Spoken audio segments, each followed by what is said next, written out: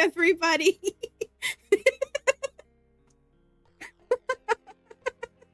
Y'all stop. I'm trying to be serious. Y'all fucking me up.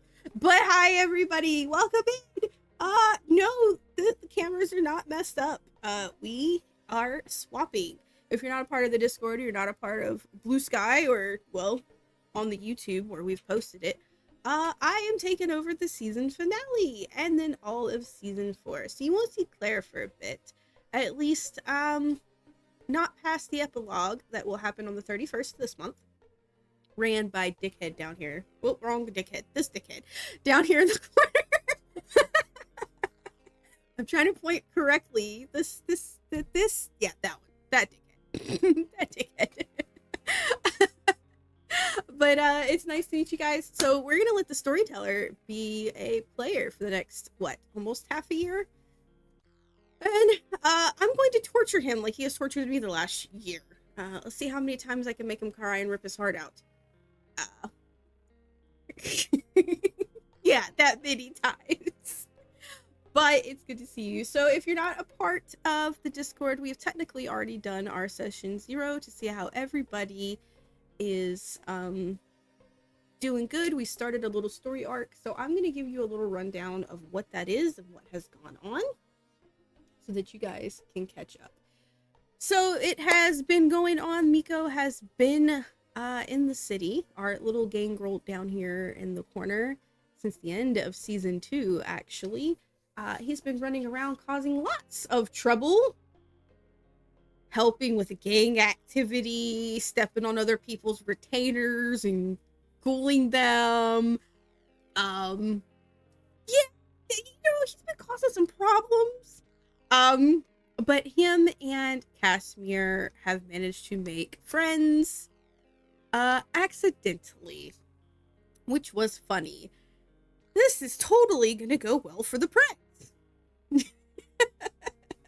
It is not going well. But, this episode takes place about a year, not a year, about a month and a half after last session, where Clarabelle calls up her sheriff one night, right at sunset, and was like, hey, there's been word that there has been some kindred who has accidentally shedded their blood just a little too close to all the hunter activity, and I believe XYZ hospital has it. Not wrong.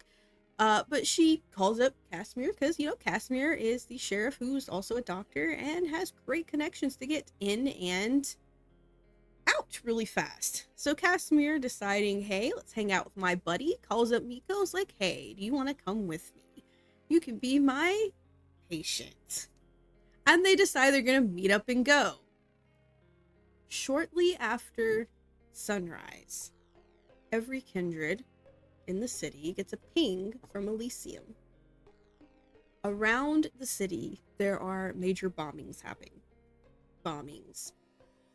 To Kindred, they know that this is a organized attack against high Kindred activity places,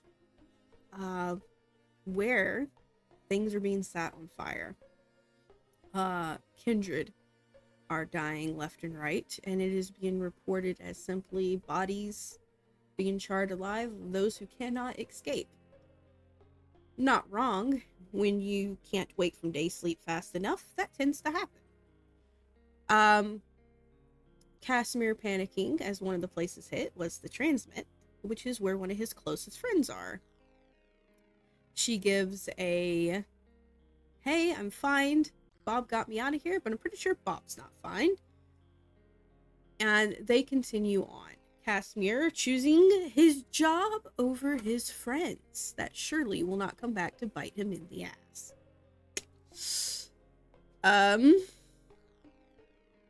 You just froze for... Oh. Nope, I'm back. Sorry. I have no idea what's going on. There we Twitch go. is still frozen. Oh, Twitch is maybe back. Hold on. There we go. Okay. Yeesh. There we go. Have no idea what happened. But anywho, Casimir decides he's going to choose his job over friendships. That will not bite him in the ass. Um...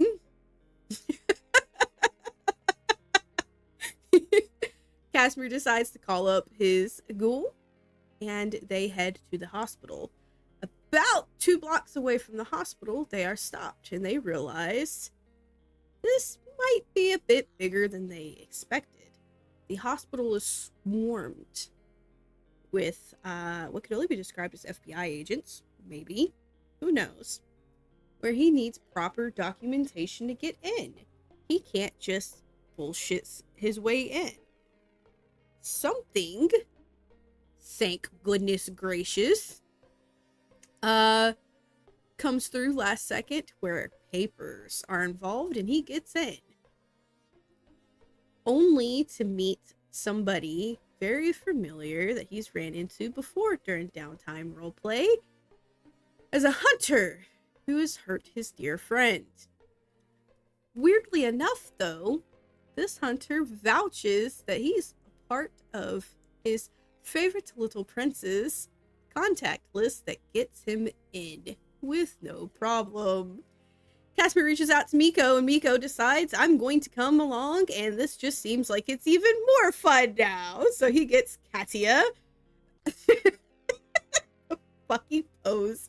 He gets Katia stationed up on a roof, gets one of his ghouls, who ironically just so happened to work at said hospital, was off on the night, decided, hey, I'm gonna get in so I can get my buddy in. Gets all set up, comes down when Casimir calls for him. He gets escorted by a hunter who ironically gives him a look as if they know who and what he is. Very familiar. Miko has no idea what the funny hunter man is talking about. And then Miko is forced to turn into a dog and get leashed and collared as Casimir's personal hound, where they end up going and escorted into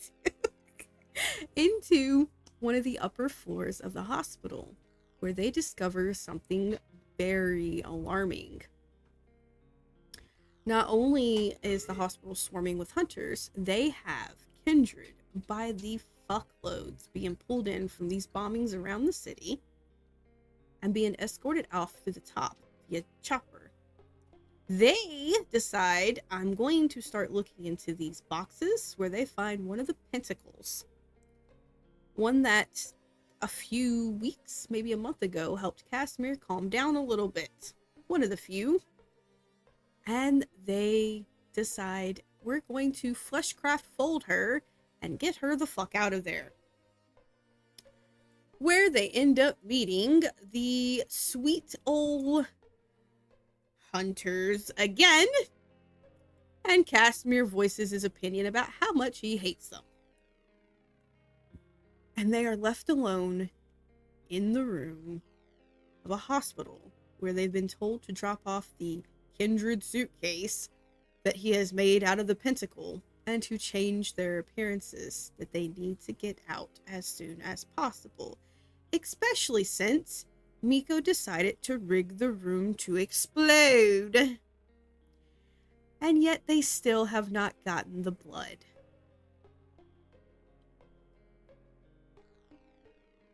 What are you guys going to do? First off, let's get Miko to say hi to everybody, introduce himself, who he is, and what the fuck he looks like, because he doesn't look like this bald-headed fuck here.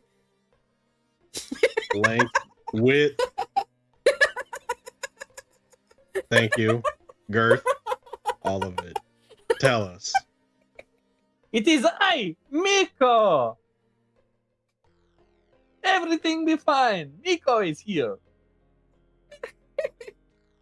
Miko is lovely, slender young man from Czechoslovakia. May or may not have been prince. Probably not. Maybe, but not. I live on a ship. Everything is fine. Our dear Miko here is a older gangrel who has decided I'm very he's young. going to... Very young. I'm not that Miko. Different Miko.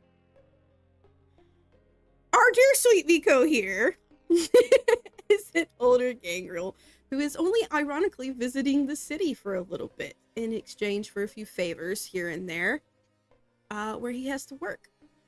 So, Miko, my dear, you said that you were getting dressed into some nurses' garbs, yes?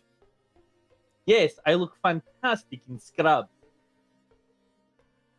Lovely pink scrubs, like pink suits. See, pink scrubs. And how do you intend to hide your appearance a little bit better, since you're clearly Kindred, you're clearly known throughout the city, Mr. Party Man? No. You see this mask over face makes me look like beautiful blonde lady, especially when you turn your scrumple up jacket and just put in here. Touche, fair enough. I like it. And Casimir, what do you do? I mean, it's easy. I'm a doctor, so I'm gonna throw on some scrubs, and then I'm gonna do somewhat similar. Throw on a mask, and I'm gonna put on a surgical cap to kind of hide my hair. Okay. So I just look like a masked up, like a doctor getting ready to go to surgery. Okay, you're getting ready to go to surgery. Wonderful. So you guys exit out of the door. And you realize that this father man who has helped you guys get in is now standing at the room that you guys were previously at.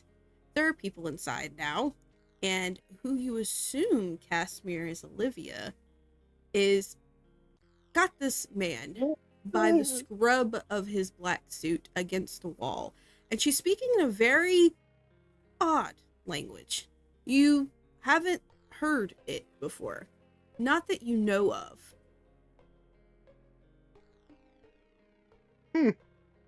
Is it Polish? They sound very Polish. Yeah, do either of us at all? I have zero. I'm not the language guy.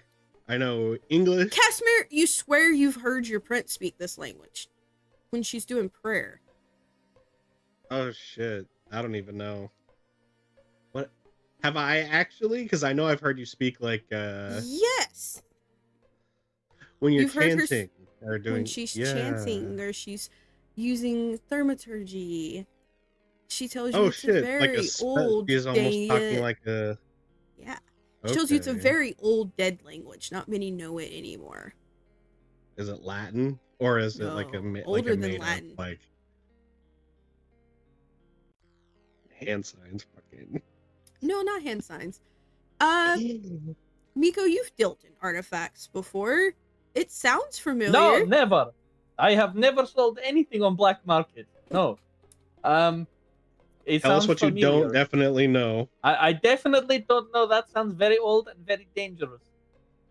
And the man is speaking back to her in the same language. Oh, great. But his is far more fluent as hers, where it's like learned. His is almost natural, like it was his first tongue.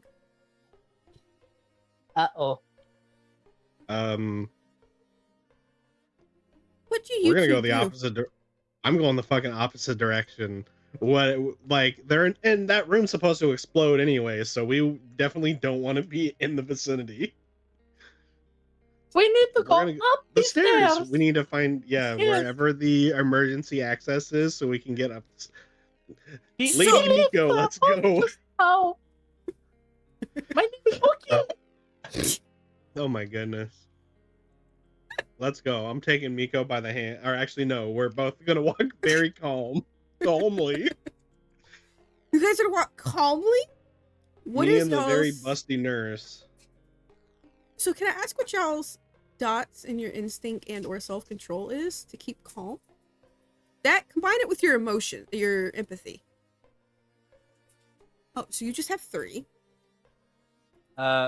4 instinct / self-control. Empathy is a thing that happens to other people. That's what I'm saying, dude. Anyways, I have actually 2 in instincts. Miko is clearly far better at pretending than you are. Casimir, you're just a little shaken. Then again, you watch this man look you eye to eye and rip the power that your prince put over you to fear no fear away from you. So this makes a lot of sense that you would be a little shaken, especially seeing him speak in something that you've only ever heard your prince speak in.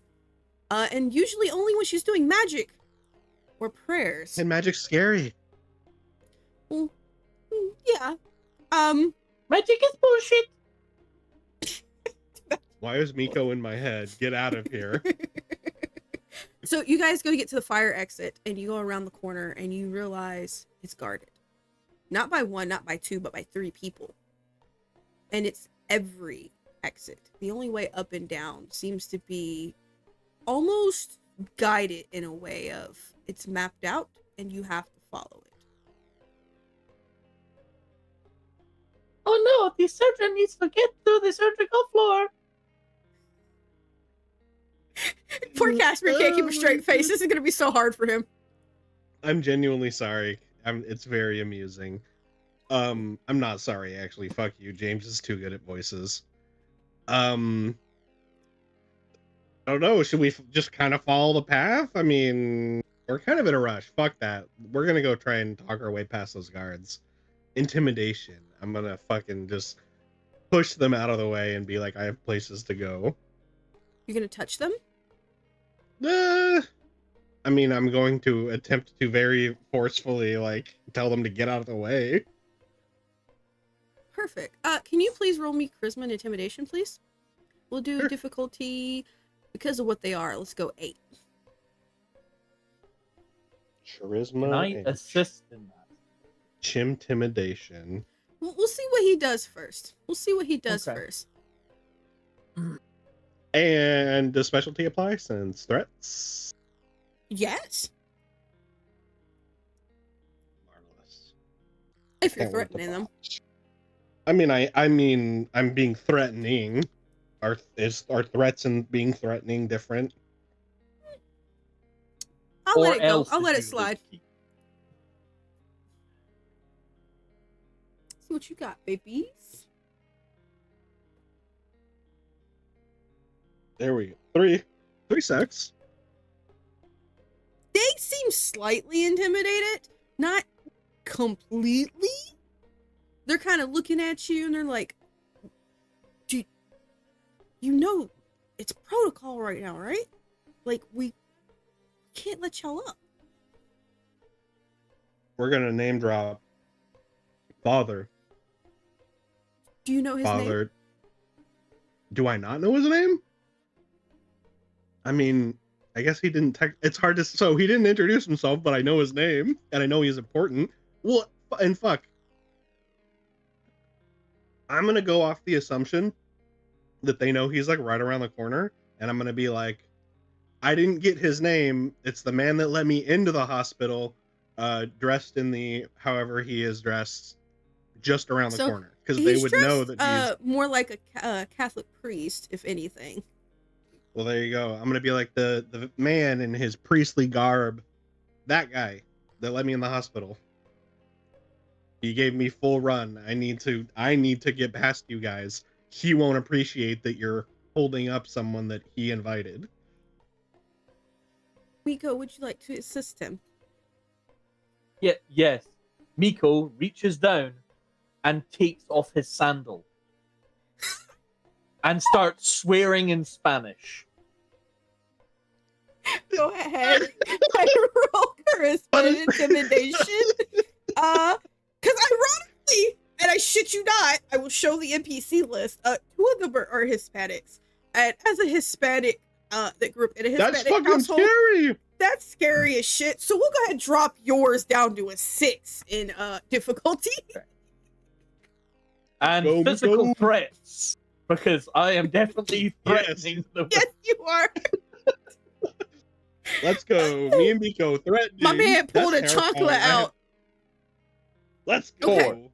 So, while you see one guy go to, well, where's your mark? You see the other 2 guys just kind of nudge this guy and the thing like, shut the fuck.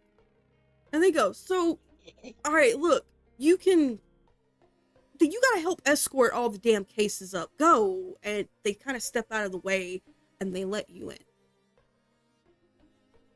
When you get into the hallways, you realize as the stairs come up and they go around to where you would usually, like, there's like a landing or something, and it goes back up some more. There's quite a few cases.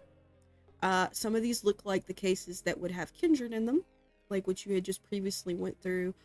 Some look like they're coolers, like they're holding body parts and such. Those ones don't look too Kindred, as you've noticed so far. When a Kindred gets butchered, they sort of either turn to ash, they shrivel, one of the few things. These ones seem like they are still very fresh. Not human, but they don't seem like they're having the same reaction. That's weird. We'll go ahead then. Is there any markings, files, like any way to differentiate exactly like who or what's in them? On these, I'll let you guys go ahead, because you're gonna have to go through these files as fast as possible. Both of you can roll your perception and investigation. If you have search as a specialty, go for it. Your difficulty will be 10, because you're trying to do it in a fast speed hurry before these people coming up the stairs carrying more catch you. But both of your successes will be combined and count as 1. I am not helping. I'm letting Casimir do it. I am carefully disabling the fire extinguisher system with a crush? with a squeezy grip. Okay. Yeah. It's all me. I know you got your potence out the ass, your strength out the ass, and your brawl out the ass. If your dots total above a 10, you got it. I'm not even making you roll. That's pretty extreme. 0. So Casimir, unfortunately, dear, you're going through these as fast as possible.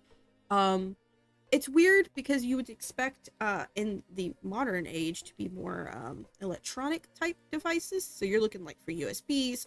Shit, you're even going, fuck, maybe a floppy disk. Everything seems to be paper written, and it's written in that really weird language you've seen your prince write in. You can't read these ones. Which sets off a red flag to you. Because the one time you did ask your prince about it, she said cuneiform is not something that anybody writes in anymore, and she does it just because she's an old soul. But every file is handwritten in cuneiform. Every one of them. It confuses you. You have no idea what the fuck you're looking at. And you're just kind of, okay, whatever. And then you hear footsteps come up. They're echoing.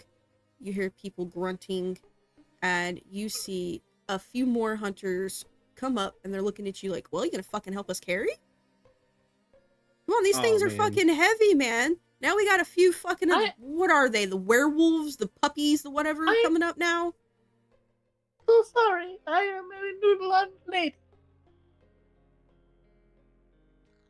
Yeah, how about that? So we're gonna let the 3 of them, like, do they go past, or are they literally waiting for us to move? They're literally waiting for you to move. There's not much room up there, and you're in the way, so you're either gonna help or you're gonna move.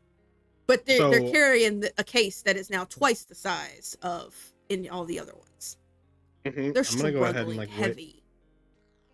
I'm gonna wave them on, and we'll let them know that we're gonna grab a case, but we need them to go by first. So I'm gonna against the wall. You squeeze my nurse and I to like get her tits out the way. It's against the wall with my ass out. No. They're going to brush past pee my me. pants, dude. Dude, they push through. It is not them that touch your ass, unfortunately. It is this case. It's me. Miko, my dear, you have heightened sense, right?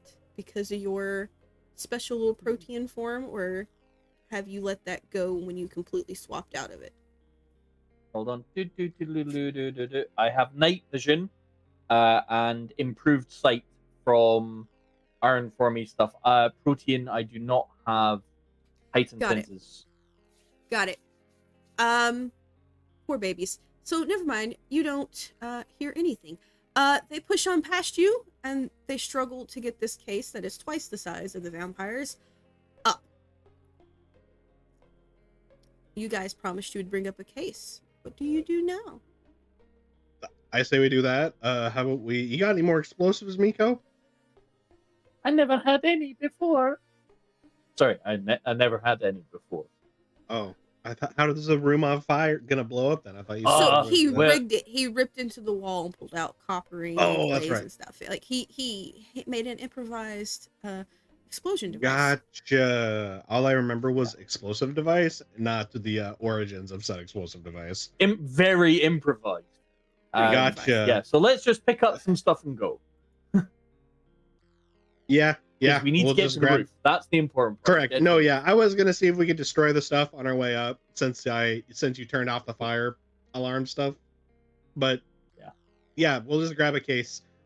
They're too big for one of us to carry them on our own, not suspiciously, I'm assuming. So Not suspiciously, yeah. I mean, you two are strong, powerful kindred. Picking up one of these cases is not going to be a problem. Especially Miko, who could probably put one on each fucking shoulder at this point and walk. No, I am a Newfoundland lady. I mean, I've got almost 10 points of. Or wait, no, I don't. I got. How about we just carry it 6. between us and I Yeah, we'll pretend grab it's each- heavy. We'll each grab one handle, and yes, Miko will put on a very good performance of like struggling. So you guys start going up the stairs. The farther up you get, you realize the more boxes there are. However, the boxes are being plucked open, and whatever's inside is either being killed, marked, and resealed, or utterly destroyed. So there's a few that open, and I'm not gonna make you guys roll. I'm not that mean yet. But you realize some of these are being opened and hit straight up with a flamethrower and closed again. So the kindred inside are being fried, melted, and then their cases are just replaced with more kindred that are being staked and shoved in. It's almost like they're we know too much about this clan, we don't need it. We know enough about this, we don't need it. They're going through and grabbing unique. You get to the roof. Here's where things get tricky. How are you guys going to get past what is clearly a checkpoint where people are presenting badges? They don't seem hospital badge. They almost seemed like they're marked. As in, they're specifically only allowing very certain marks in. Shit. We could get help. Yeah. I mean, outside of straight forcing our way through, I don't really think we can bullshit our way past this one. So I fall down under the box. They come to help. This poor little lady is crushed on the box. And then ka-dunk. Yeah. Oh, yeah. Okay. How about actually? Yes. How about you stay by the stairs, and I'll say that because 2 of the soldiers saw me and a very small lady coming through, so I'll say that like she fell while we were walking up the stairs. To try, I want them to come around and help. Oh yeah, I am crushed on the box. So It's can I just do heavy. that? It'll be like, hey, I need 2 people to I need some assistance. Sure. So you're either going to give me a very convincing performance, or you're going to roll your manipulation and your subterfuge at an 8. If you convince me, I'll count it as an auto success. I will give you the choice of role playing or dice. I mean, see, the funny thing is like I can imagine doing it in real life, but it's just awkward to be convincing when it's like just me having the whole conversation by myself. You're not having the conversation by yourself, you can run up to him. I will roleplay the NPCs. You know what? Doing it. It is not just you. Remember. Let's try it out. I wanna attempt to roleplay it because I feel like I could Come on. To our viewers watching, Casimir has asked that I help him a little bit more breaking out on roleplay, and I am completely okay with letting the players roleplay and give them wins instead of doing dice if I can see that they're comfortable and having fun. So how about that? I'm gonna make sure the scene is set for when we bring them back. The case is up against the wall. Miko's kind of just behind it a little bit. So it kind of looks like she's under it and needs help with it being pulled off. And I'm going to run upstairs and go to the nearest. I mean, if there's a pair of officers that are just kind of off to the side, because I'm not trying to be discreet. I don't want to. So they don't look like officers. So when you walk up, you realize the roof is clearly sectioned off by large gates. Gates that a normal human would not be able to overcome. Someone like a Kindred could probably scale this in just a matter of seconds and be done. They're easily like 10, 12 feet high. Massive yellow tents everywhere. You can't see what is going on, but you can hear it. Buzzsaws talking, computers going on and off. You're going to assume that this is where all of that hacking is coming in, that is stopping your texts from going in and out. Yeah. You're also assuming that the most important things are coming up. Like, example, the people you just met said that now they're bringing up the werewolves or the Garu or whatever, and they're using, and not so nice terms, slurs for the supernatural races. They're not really using their standard names. Of course, they haters. Correct. And there is a gate. Is a sort of a loose term with it. It's more of an opening where there are two, what can only really be described as less officers, more men in black suits kind of type vibe, men in black. And they're standing there and they're going through what is clearly, what you would assume more like a sheriff badge, you know, flip it open, show.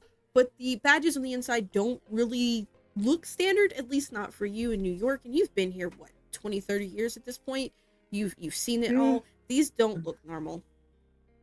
So when you come up a little bit and you're panicked, you're huffy, you're puffy, and they're kind of looking at you like, why the fuck is a doctor up here? Because you're realizing you're the only doctor.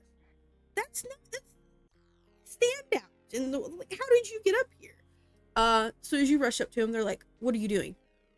This is off limits." So, I was helping. I was on one of the lower floors, just trying to get up. And I ran into some of the people. I don't know. They asked me to help them carry some of the cases up, and the person that I was with, we like dropped it.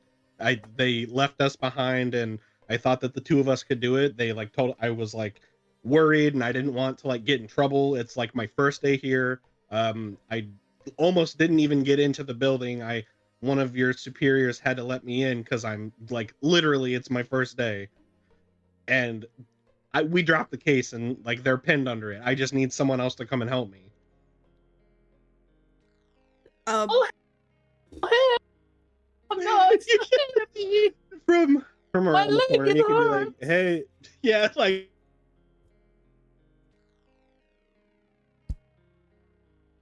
There goes Val again. Well, I guess every time I do a funny accent, and there we go. Pico's gonna die because our. Oh, and you're muted. No sound though. No sound. Oh, there you Every time you do a funny sound, everything crashes. When you peek the mic or something. Yeah, when you peek the mic, everything goes down. Okay, Miko. Okay. So yeah, I'm blaming you for this. I am so hurt. So then you can hear that, like they don't come down, but they do Which is turn fine. around. They do turn around, and a few other men, women. Yeah, Miko's clearly too powerful. They come down with you. However, they look more CDC lab coat type. which is perfect. Hey, that's why I'm fit in. But they look oddly bulky. All right, buff. These nerds work out. Roll me perception medicine. God damn it. Keen eye does apply. Keen eye? Oh, Then Kenai. keen-eyed. Where the fuck did you keen-eyed? Kenai. Okay, shut up. I'm done with you. I can't help myself. Okay. It's been like, I know it's only been like I think 3 weeks since the last session, but it feels like it's been months. So You I'm just crazy, happy to be crazy back man. in it.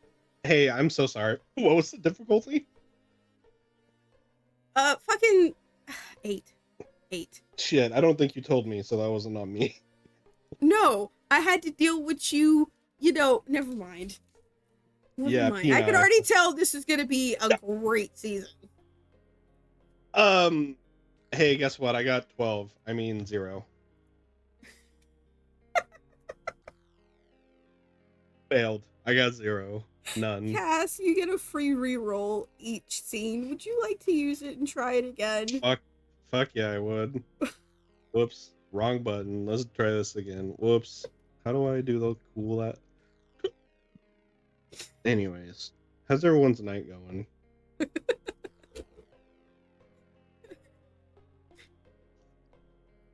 At least it wasn't a botch. Don't worry, you managed it twice in a row. Who just threw up? Almost the chair scooting back, I think. Anyways, yeah, I 2 zeros. So I don't notice anything with my Kenai or my Kenai. Nope, your Kenai and your Kenai fail you. They come down to help you. They're walking behind you. They're like, okay, where is it? Where is it? Oh help! Oh help! So they come down. They follow you, Casimir. I'm assuming you're in a bit of a rush there, playing along the part. Of course, being like I'm in a hurry, so I'm gonna get ahead of them just to a little help bit. to help your nurse. Of course. So you get down because and someone's trapped under one of these big ass cases and they're heavy. so you get down. What do you like? You're down there before them. How do you set the scene? How many of them are there? You just said 2. some. 2? How convenient.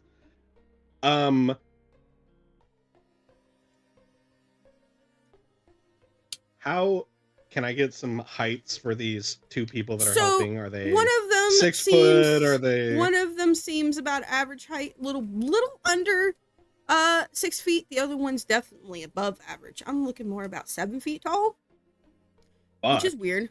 Very weird. That's geez, that's very scary. I gotta. Both of them There's a seem giant about behind me. decently built, which you would expect from a bro that goes to the gym. The taller one seems a little bit more of a lanky type build with his buffness, maybe just because the tallness is kind of, balancing out a little bit, so he looks more athletic than anything. Both of them have very short hair, as opposed to longer hair. And the taller man seems to have any type of loose clothes on him tucked very carefully and close to his body. What a Poindexter. Okay, so I'm ahead of them a little bit, so I have a few seconds to talk to Miko. So I'm going to tell him exactly that. The fact that we have 2 very abnormally sized people coming. I'm very confident that I can handle the shorter of the 2. And knowing that Miko seems just a bit more physically adept than me, I'm going to direct him to deal with. We have a shorter guy and a fucking abnormally tall one. I'm going to handle the shorter of the pair. Okay. They think that you're trapped, so they are not ready. So I whisper all this as they're like approaching. Oh hell! They come down. Oh hell!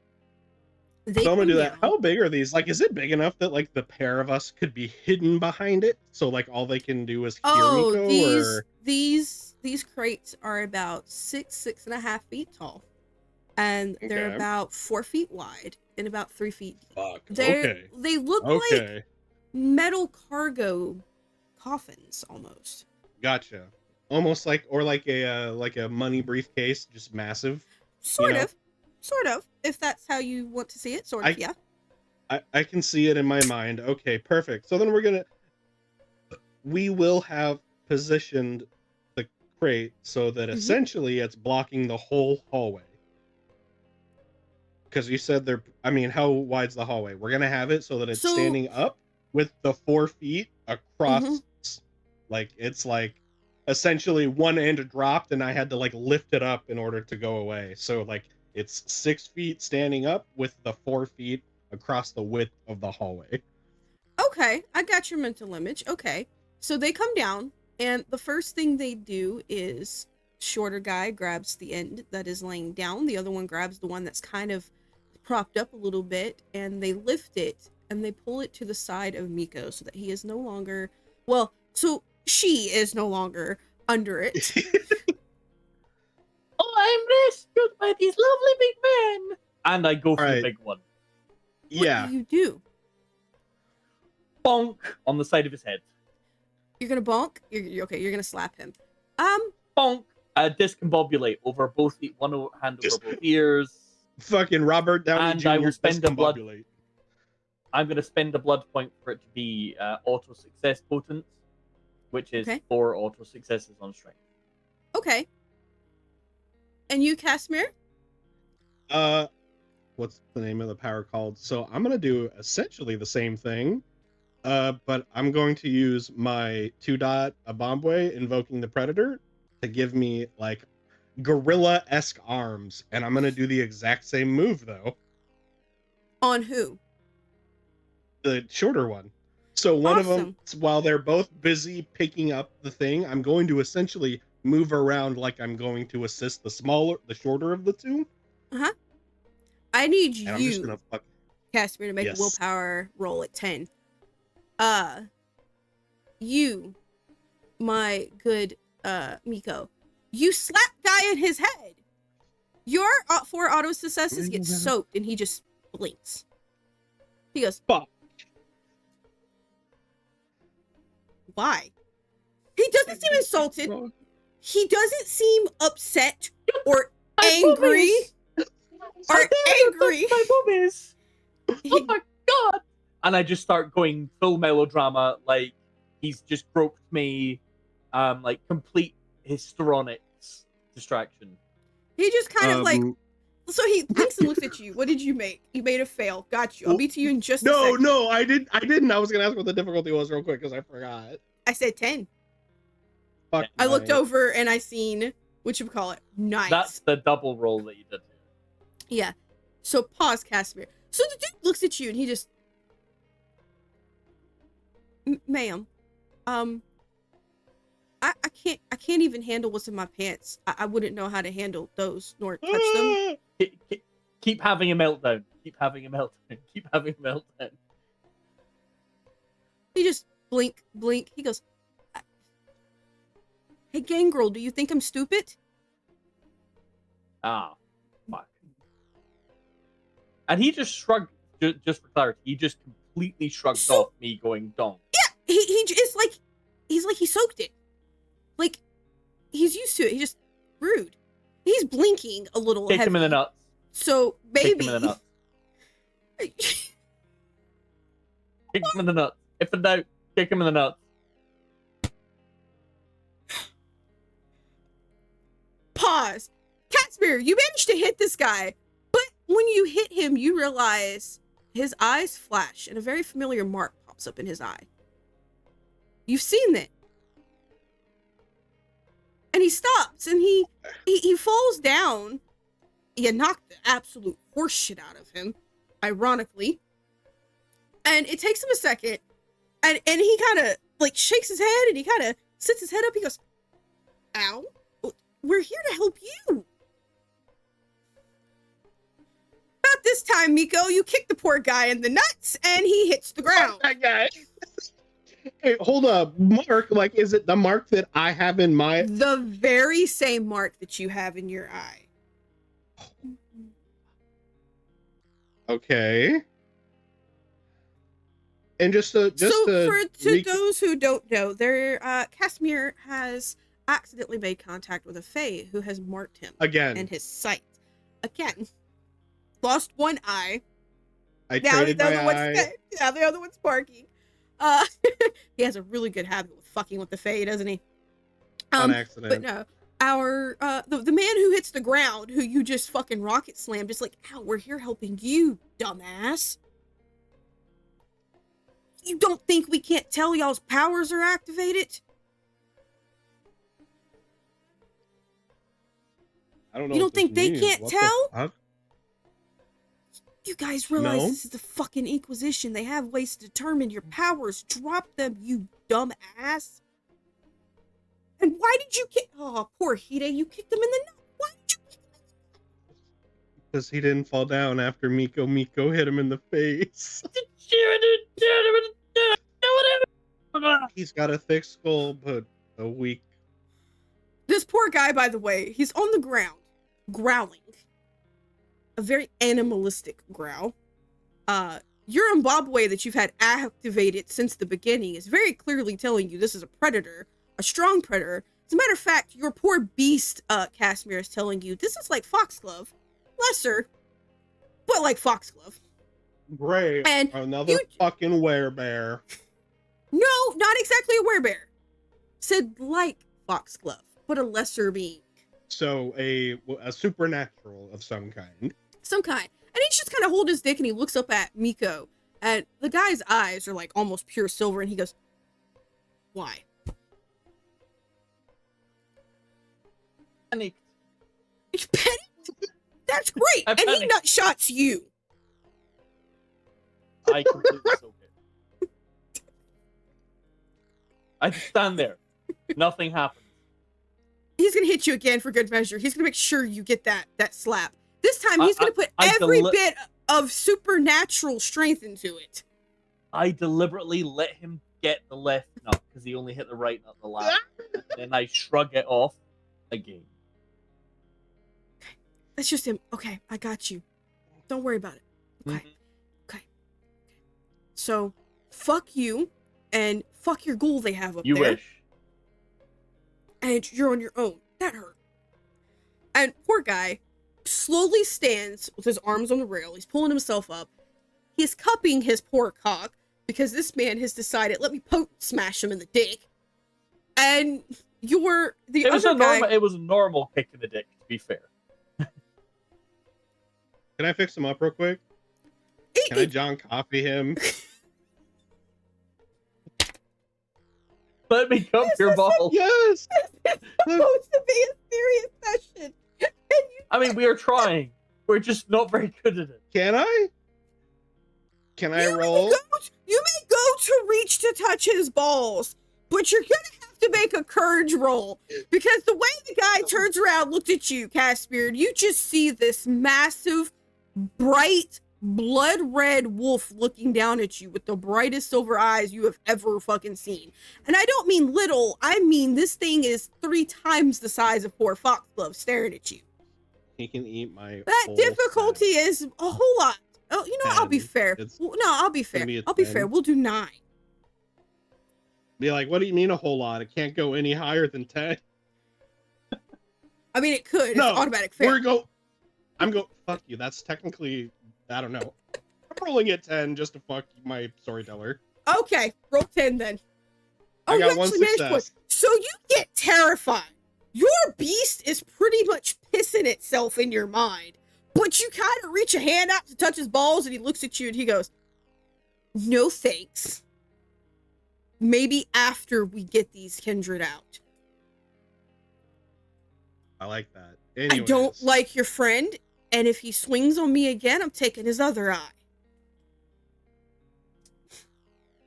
Well, I'm just gonna say, you know who I am. Let me fix. You're in pain. I can make not. No. Nope. Miko is sorry. Miko not know. Miko will happily gargle the big throbbing later. No, you know what you can do later? Watch as I rearrange your ghoul's guts. I mean, okay. I'm up for that. Do I got Darwin up there? Or Katya? Fuck is Dawn? I know Dawn. I was just being an that's just asshole. the shorter guy's kind of looking at you going, you mean the fucking pentacle they stole? Who? No, that is already safe. That's we are all done. James or whoever. Is that Umbra? Do they have Umbra in there? No, it was the one we used The suitcase earlier. short, the short little redhead with bright green eyes. Yeah, I don't remember who that is. I only know the two that helped Really me when dirty, I first... almost auburn redhead. Very shy, stutters a lot, acts like she has a lot of fucking mental problems, probably because she's had her brain dominated into nothing.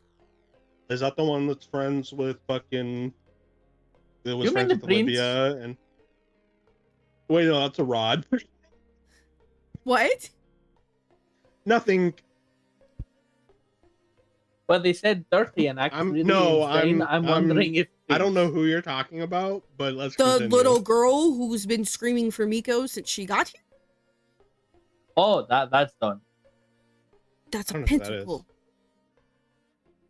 Is it? She said she was not. Do you not see the warts all over her body? No. No. I have like one eye. It does a lot of work. I have one He eye. also only have one eye. I genuinely, I don't know who you're talking about. I'm not even kidding right now. It is Dawn. Okay. It is the girl from the hospital. But they're referring to her as something completely different. However, they're actually calling her by name, like they know the different bloodlines within the Iron Clan, which is not good. Okay, we should probably go upstairs now. Yeah, sure. Let me just explain that, I helped the lady and she decided to nut shot me. She had a panic attack. Yeah. You two were wearing lab coats. You seem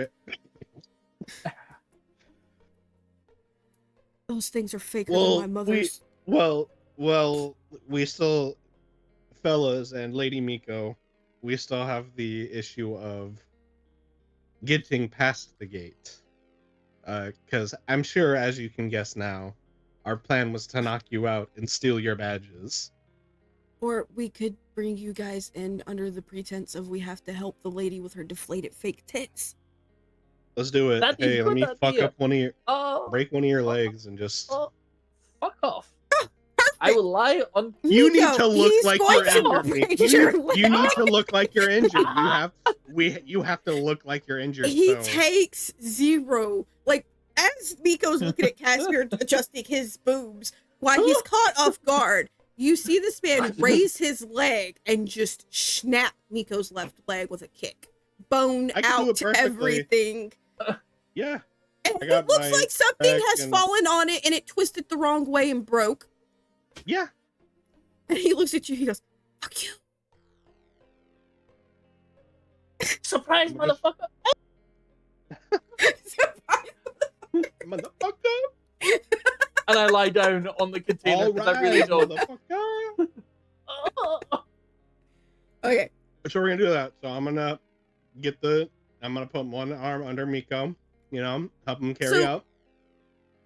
So, you and Buddy Boy is gonna help Miko step up. But as you're going up, this man walks with you. Casimir, the man that Miko decided I'm going to nutshot, looks at you. He goes, I know you've seen her in your dreams. She's here. Will you help me get her out too? We're talking about. Hey, when you guys whisper, you completely peek your mics out and I can't hear you. That's okay. I heard what I said, and we'll just pretend like you weren't supposed to hear that. What did you say? And I'm just gonna nod. No, don't worry about it. No, what you say? I'm gonna nod my head. Okay, I'll remember and that. Say absolutely. Fuck, I just said Amarantha. Okay, calm down.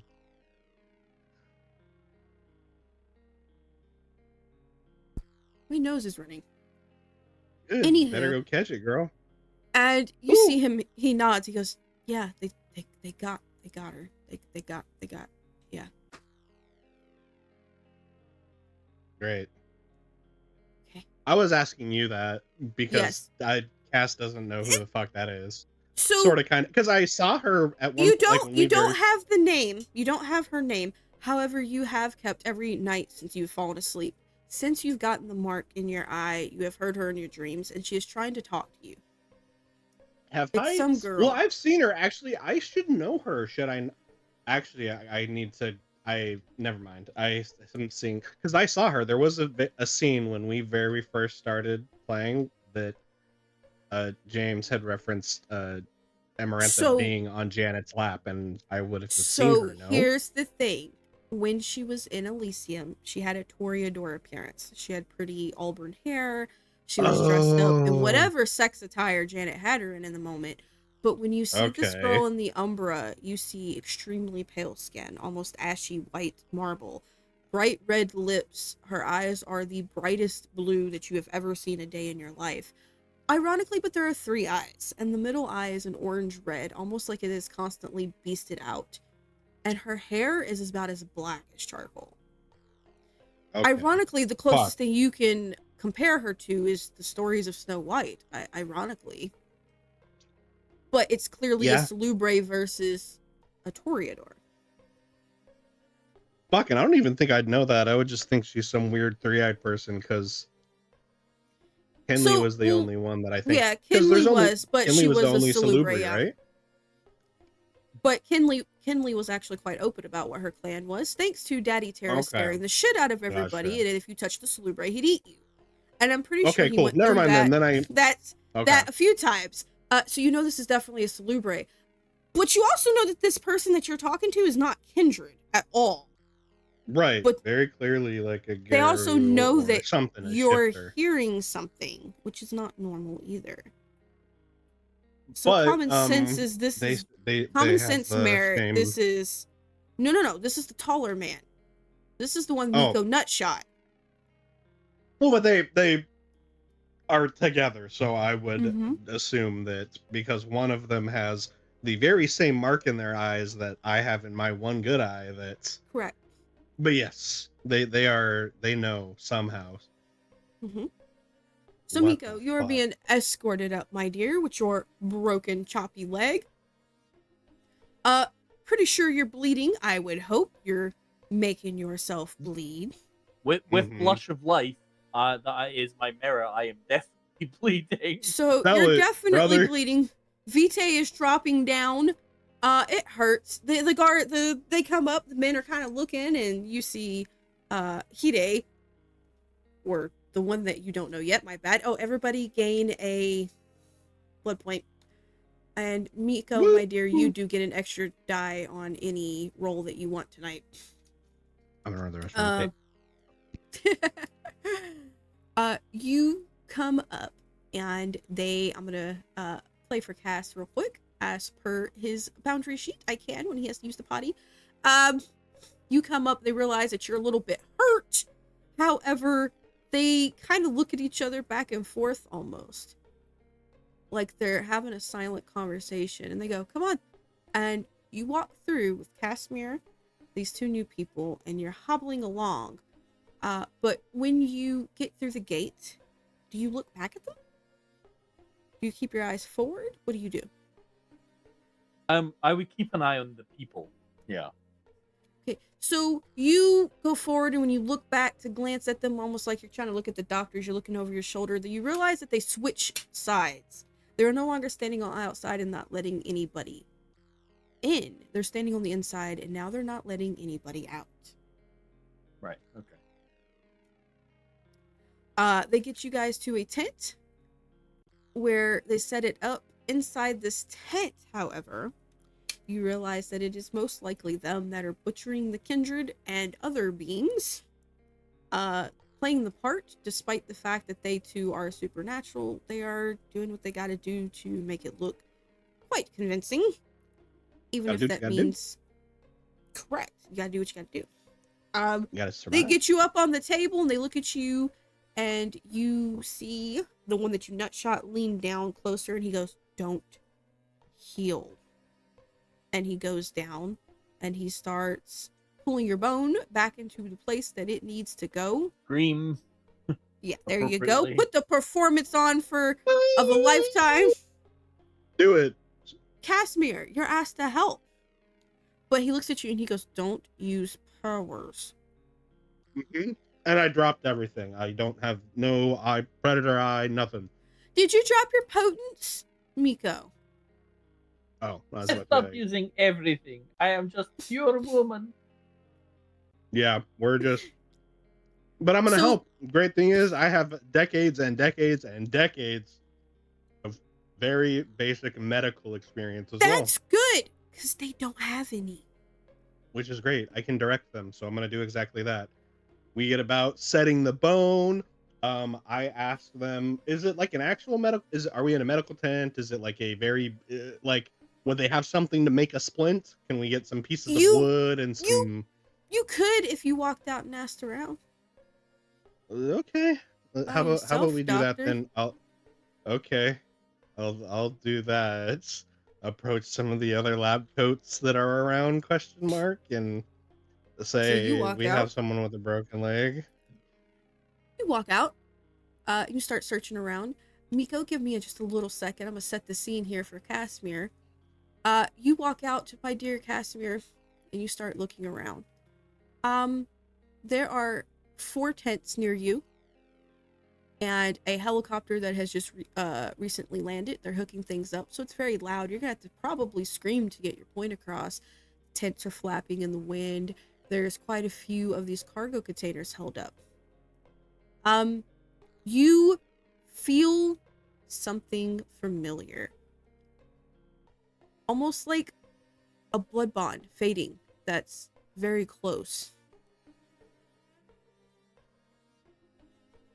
Is it like an act? Is it someone that I bonded with before, like actually, or just like a? You can That's feel pretty short. the bond fading. What do you do? Do you want to try to lean into it a little bit? Try to figure out who it is? Like, can I feel that they? Yeah, I'm going to. I'm gonna continue to kind of like look around, and I'll just look like I'm taking a walk. Like it's night, Take a it's loud, look. and I'm going to attempt to. I don't know, suss this out. I then just kind of follow the sensation. So you get to a sensation, and it's on a lock tent that is unlike the rest who are white or yellow. This one is pure white. You can't see what's going Ooh. on the inside. However, you can almost hear the words of "this shouldn't be new to someone like you," and then squishy sounds.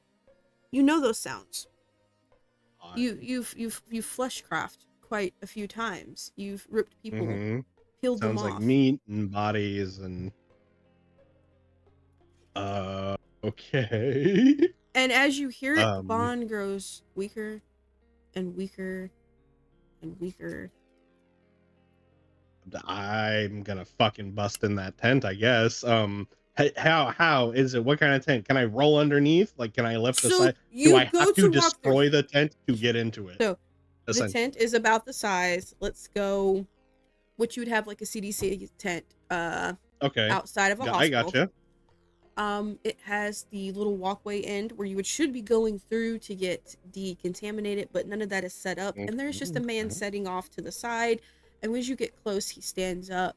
And when you do, you realize you physically can't walk closer.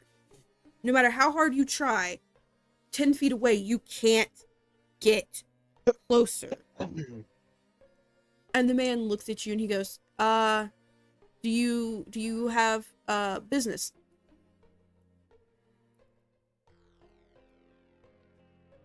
Fuck no, I don't. Uh,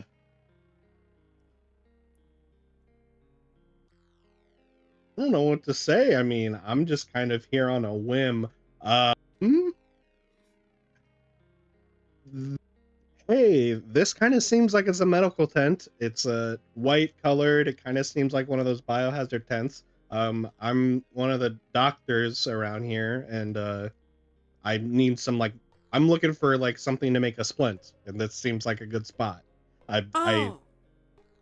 No, dear. No. You're not gonna get splints here. But sure, if you can go through, go ahead. See what you can get through. Can I walk by them now? Or am I still scared? It's not scared. It's as if you're awake, you're conscious, you know, but when you go to take a step forward, it's like day sleep. You're rigid. You can't move. Something is stopping you. Can I do anything to fight it? I want to see what's inside this tent. Can I go? Sure, if you burn a permanent willpower point. This is stronger than a roll you will have to burn. I'm just like seriously thinking about how much I'm interested in this right now. Well, it's clearly where something significant is connected to you. So very, very clearly, I just am already not. I already don't have a big willpower Everybody regain pool. a willpower, by the way. Woo!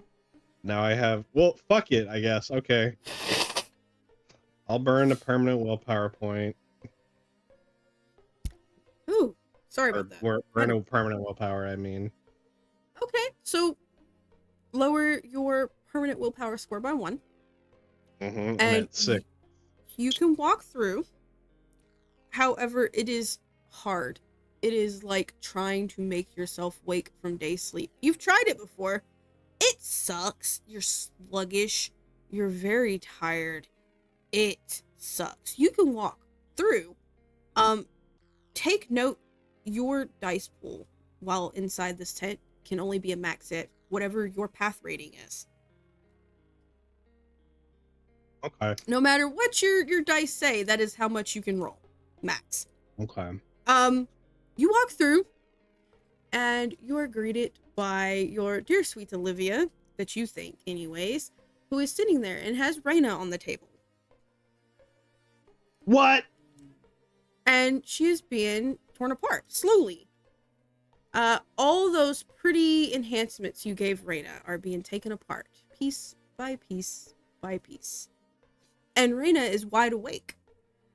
She's not staked. She's not held down or paralyzed or anything. She's just nailed down by some really, really, really weird, odd, silver-looking daggers. And your sweet dear Olivia turns around and looks at you. She goes, "Ha! I knew you weren't a hunter." I think I'm actually gonna die now.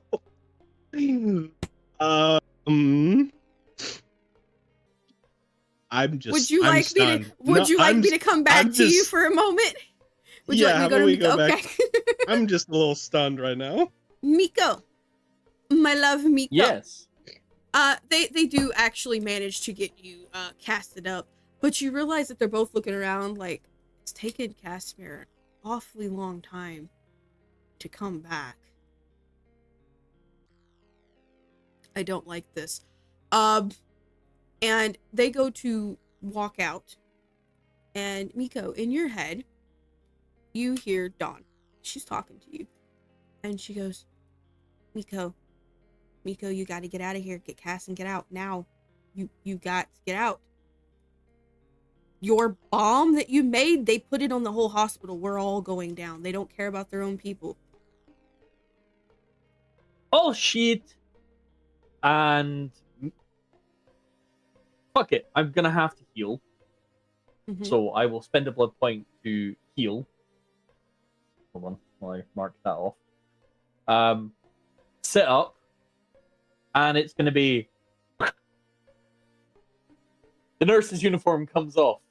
The He's team bundled up rocketing it. Got jacket, it. bundled up jacket, pink on, pink facing out, middle finger mode. And go, we've been made, it's time to go bye-bye, big boom boom, to the big scary 6'4" nut kicker man.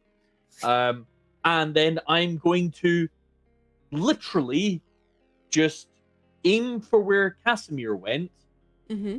and I'm going to pretend nothing is in the way, because I have Potence 4 and Fortitude 4. And this is boom, boom, boom, tree, boom, boom, boom, rock, boom, boom, So boom, you push. run. You're going great. And then you hit that invisible wall just like Casimir did. It hurts. I would Your like to burn a powers, permanent willpower. you burn it, but all your powers automatically deactivate. Can I turn it back on? Nope. They won't turn back on for some off. reason. And you too, your dice pool is maxed at whatever your path rating is. It's 5. So your dice pool is now maxed at 5. You get into the tent, Miko, and you remember your favorite Rod. You two had a few parties together. She's standing there. The Rod who liked the motorcycle, who would race Miko in his car, because why not? Break the masquerade more by having two crackheads going 400 miles per hour on the back road. They loved each other. And she's standing there and she pulls one of those daggers out of poor Raina's hand. And she turns around and she just flips it and looks at you guys. I pull out one of my metallic spheres from my waist and put my finger to it and go, or we all go bye-bye. You think I'm scared of death? No, I think you're scared of hell. Oh, baby doll, I'm not going to hell. This goes. Oh. Well, then we can all go together. And she openly approaches you, calling your bluff. Well, fuck. And I kick her in the powers nuts. at all? You kick her in the nuts? I'm going to kick her in the nuts. Make a roll to hit. That got surgically removed. It's a... No, Miko has one thing he does. It is kicking the tendons. Is there absolutely no power at all that we can use in there? You can't. Powers, for some reason, are not activating. Difficulty. She'll give it to you low. 6. Okay. If you connect with her, she connects with you. Go ahead. Oh, hold on. I'm trying. She's letting you kick in favor of stabbing you with that dagger. That's fine. I got 1 success because... Woo! Okay. Roll your damage. She'll soak it because it's 1. I take it you mean just my strength damage. Yeah. Yeah. You're kicking. I think it's just what? Brawl? Your strength plus brawl plus damage? No. So it'd be just your strength plus any extra successes. In this case, it would just be my strength because I'm assuming there you go. Doesn't work. No, potence, unfortunately. Something is stopping you guys and your powers. So you do 1 damage. She lets you, but she stabs you. It burns. It burns so bad. Ow. It's a screaming pain, and you physically feel your body just start rapidly draining. Miko, my dear, you've had good experience with the Inquisition in the past. You know this is a true faith weapon hitting you, and it's hitting really, really hard. So go ahead and take a aggravated point of damage. I'll match your damage with her stabbing you. And per your own table rules, true faith now prones you, so you can't move until it's removed. Casimir, what do you do real quick? Your friend is... Why am I saying I'm double, what the fuck? I'm double what the fuck right now. Am I literally... Well, fuck, I gotta help Miko. I'm gonna try and get that weapon out of him, I guess. I mean... So how do you go about that? I mean, he is what, right next to me? He's right next to you. Did she let go of the weapon, or is she holding it in him? She is stabbing it and like twisting it into the muscle. Like she is making sure that she is getting past any potentialness that any powers could be active. By the way, if you had 5 in potence and fortitude, it still would have worked, but you only have 4. 5, 6, and 7s and above work. She's not that powerful. So it's just because you guys are using lower end. Well, how does that work for someone like if I have a 5 dot for my discipline? Could I use any of my powers or only the 5th dot? Only the 5th dot. Fuck. Well, that doesn't help me a lot, unfortunately. I mean, so what do you do? Isn't that monstrous form? No, 5th dot is your limbs. No. He hasn't gotten that yet. That gets Yeah, ripped soon. currently my fifth thought is just I can make. I mean, So I'm not in a but I can't rush. use If my. you want to take a second to discuss Well, your so thought my process. the thought in my head is, unfortunately, I can't do celerity, so I can only pick one action. Because at first I was thinking, well, I'll take off one of my hands Well, it's because not they become combat. autonomous. It's not combat right now. Nobody's rolled initiative. Okay, well then, I mean, fuck, I'm gonna do that then. So I can use my fifth thought ability. I'm going to rip off one of my hands and instruct it to go assist Reyna, removing those daggers that are stabbed into her. Okay. It has its own. It can move on its own. It's got 1 blood point, 3 athletics. It's a very useful runner. So it's crawling up and it's grabbing. You realize that it's grabbing her by the wrist because it's pinned into her hand. It's grabbing her by the wrist and yanking her hand through the dagger. So the dagger actually have a hilt. It's more like a dagger meant for spearing through like someone. a stake? Kind of. Pure silver with ruby indents and gold engravings on it. But it rips it through. So it doesn't touch and it. while it's doing and that, it does the feet the same way. Defeat. I'm I'm gonna turn my attention to Olivia because I know what her name is, but I don't. Elizabeth, that shady bitch. But I don't actually know that yet. No. So what do you do to her?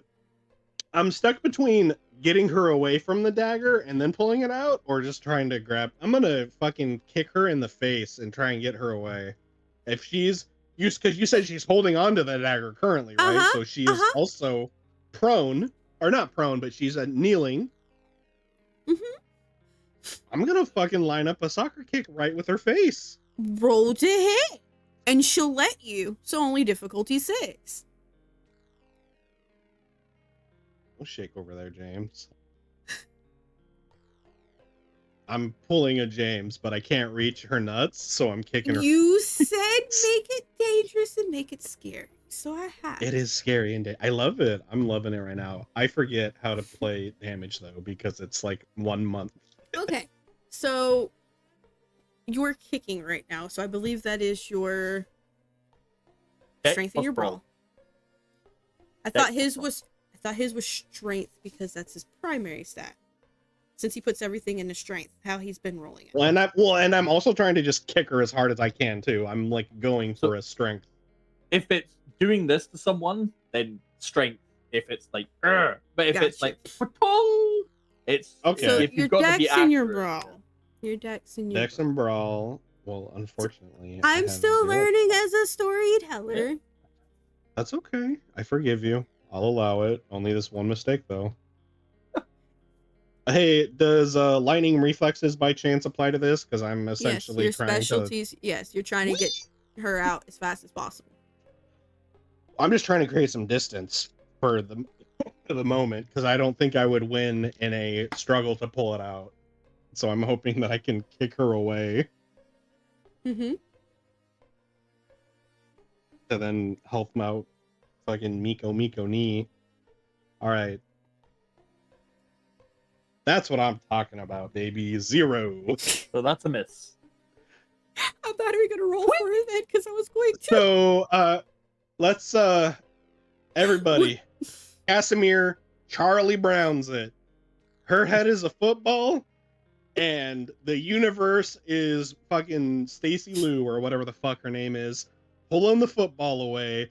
And I think it's only fair because I'm quite literally trying to kick the absolute piss out of her head. So you go to kick her, and she realizes it. She's also, it's almost like she knows you too well, and she just leans her head back, and you kick so hard that when it goes by her, her hair whiffs. So you're kicking an extreme amount of force, but you fall straight on your ass, and she reaches up behind into her pants, like the back, the small of her back. Dagger. Another one that goes right into your foot. Oh no! well, this is an excruciating pain. You have, ironically, felt this pain before. When but can Olivia I feel cracked the you pain? in the... Because all pain is not pain. Think about it. Think about it. You've felt it before. You know it's supposed to be so painful that it's like walking into the sun. Oh yeah, because she smacked me with her cane or whatever once. Yes, but since we're live on Twitch, we're going to leave it where Casimir's special ability kicks in. So instead of crying blood from his head, he cries blood from his head. Pants.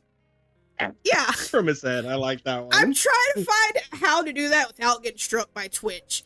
But to those who know, right. they know. So pain is pleasure. Bleeding the lizard. And the greater the pain, the greater the pleasure. Mm-hmm. So Casimir, you are now soaked. But you see her kind of laugh. She goes, and this is who Olivia was so confident that would be able to take us out. This is who she sided with. Hey, what's the damage? Is it just one? Is it? It's aggravated, right? I just It's one aggravated, so it takes 5 blood points to heal the 1 point. Okay. If you can get the dagger out. And I'm at, what is it, -1 for health since it's just 1 point of aggravated? It's just 1 point. So okay. So it would just take the bruised away. Yeah. It would. Yeah. It's just I'm a bruise. bruise level. it. Yeah. You don't have any penalty. Thank y'all. I know I'm trying to fucking get my bonus. Everybody questioning at the table, the storyteller wrote, if you get hit with a true faith weapon, item, somebody wielding it, whatever, it just knocks you prone until the item is removed or pulled off of you. And we all agreed. We all agreed to it. We knew this would happen eventually. Eventually, the storyteller, fucking poor James is over there like, yeah. Okay, so Olivia's, or fucking not Livia, fucking no Livia is talking shit while I'm Justin in my pants. So she's talking and she goes pull out another dagger. This dagger looks like it's a bit more dangerous. It is covered in blood. It looks like it has been slipped into a boot in and out a few times after stabbing. She goes to rear it back over Miko's heart. And she goes to drop it down on him. At the same time, your girl Olivia jumps up. You gotta be proud of her. She puts her hand right through the woman's spine and grabs it and starts yanking. Wait, she flesh grabs. You mean Rena? Rena. You mean Rena? Rena. Who did I say? So I was like, Olivia. you said Olivia. Rena. So I was like, Rena. wait. Look, this is why I hate names that rhyme, James. Fucking James has every NPC rhyming a name with another NPC, and then I fuck them up. That's why I don't rhyme. That's why all my NPCs have names that don't rhyme. No, Rena grabs her and starts yanking her off. It doesn't paralyze the girl. Look, poor James. I'm sorry, I gave you guys a heart attack, and that was funny as shit. An unintentional heart attack. I was like, holy shit, Olivia is attacking Olivia?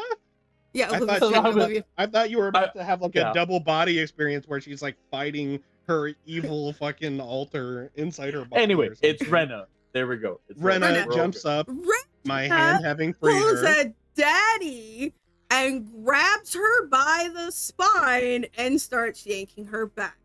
All this does is pull the it pulls the dagger back for Miko because it catches her off guard. She hadn't realized that you cut an arm off. Or the hand off, yeah. So she hadn't so while realized. she's doing that, can my hand come in? So because my hand's a free agent. It can move on its own. It can. I'm getting there. Rena is now on her back, but Olivia's not paralyzed. She reaches back with the dagger and hits Rena in the thigh. Rena goes to go down again, but she's still holding the spine. So as she goes down, Olivia goes down with her. She can't move for just a split second. Casimir, the hand tries to pull the dagger out, and you realize it gets stopped stunned. It's still your hand. It's still a kindred body part. But here is the wonderful thing. Your dear sweet Rena has done the same thing. She is missing a hand. She only has the one hand that's in the person's hot. Her hand grabs your hand and pulling your dagger out. The hands Wait, then crawl how did it pull over. them out of her? The hand pulls it out. Remember, your hand pulled the dagger, the hand off the dagger. Other way around, duh. Your yes. hand is trying to grab it out because it can't really pick up your whole fucking leg. It's not that strong. So Right. between your hand and your daughter's hand, your daughter grabbing your wrist and pulling it, it pulls the little. It's like it's a fucking it moment. It grabs the dagger, her hand grabs yours and pulls it out, and it does the same thing with the one in Miko's shoulder. By the time you guys stand up, she is standing up. Again, Which she? Olivia standing up. Right, Rena now has a dagger back in her fucking leg. Can I'm gonna take my hand and wield the dagger. The way The she hand just looks holding- at you and she laughs. She goes, okay, so you're not a complete fucking idiot, like she said. You've grown. Great. That makes killing you all the much better. She pulls out, you know what? Well, we won't do that for just now. We'll be nice. Ooh, we'll be nice. I want to be nice. Pull it out. Don't. No, she just looked at you and she holds out her hand and both daggers pop away. Back into her hands. She looks at you. She goes, Miko was right. Magic is bullshit. Miko is And right. she's Magic ready- is bullshit. She's ready to fight you guys. So you can run. Because remember, your dice pools are limited to your... And we your can't use... abilities. we can literally and use you one can't power. use powers. Well, you see, that's technically true. Except I'm a catastrophic asshole. So I'm going to jump back 10 feet, Mm-hmm. which I believe takes me out of this zombie weird. So if you went into the tent, you're going to have to go about 15 to 20 to get out. Only because you went So- into the tent itself. Is it in the tent So- or is it Olivia as well? So when you're in the tent, so you can't tell. You can't tell. You can roll perception in, let's say, occult. Specialties in magic. Oh, So- God. I'm or going to back out intelligence, of my the bad. tent really fast, and then we're going to go with fastball special. Hey! Okay. You back out the tent.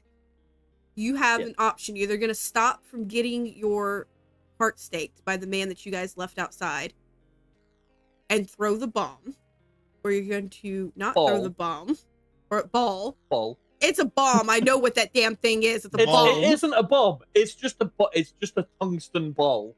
That is It's a it. fucking, with the way fucking Miko throws it, it's a bomb. I'm not Maybe. dumb. Yeah. 4 potence, 5 strength with a specialty or something. Yeah, no. Yeah, no, that's a fucking bomb waiting to happen. My man's cannonball and a little tungsten ball.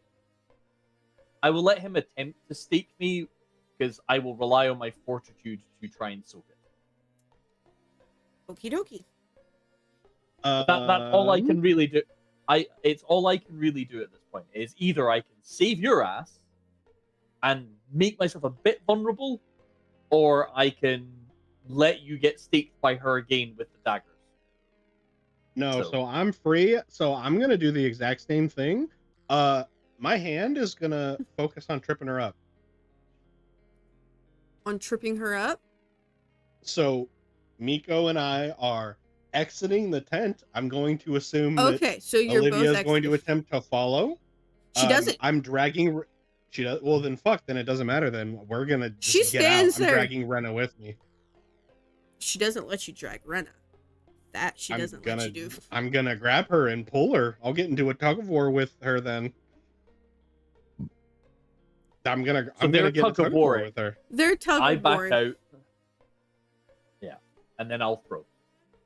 Okie dokie. You make your roll, I'll make my roll.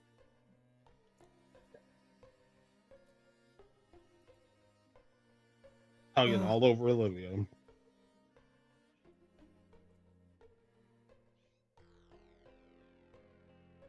Oh, 9 and 9. All right.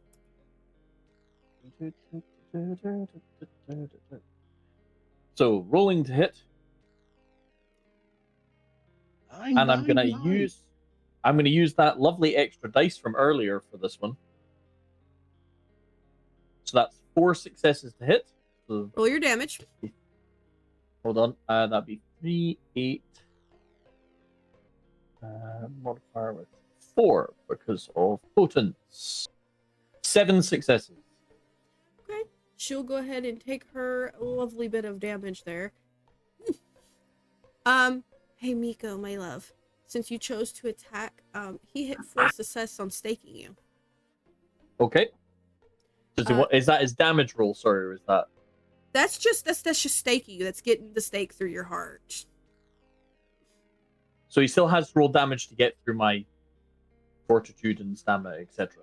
Oh no, dear. So you had to pick, throw and get staked, or dodge the stake. I still get to soak it, unless it's ag damage, and then I get to roll fortitude ag damage. Then you So I better can still roll it. my fortitude. Okay. I'm not gonna roll damage. Damn, I'm just gonna ag say it's 3. weapon. Ag weapons out the ass. True faith. Got the whole Inquisition there, buddy. Yeah. 2 successes. So I take 2. 2, and he only does an extra 1. I'm not rolling damage. I'm just gonna say he gets it. Yeah. Instead of rolling damage and it could be fucking more, I'm just gonna even it out. I'm not trying to kill the players. I just want to get them scared. I'm not trying to kill. Yeah. I promise. 3 levels of ag damage so far. That's pretty solid work. Wait, where'd you get 3 levels? There's the one from the stab, and the 2 from the one from. And the 2 from this stab. That's 3 levels of ag damage. No, that was just a hit. So you take a dice away, so it's only 3. That's how you explained it to me. And you soaked 2, so you only get 1.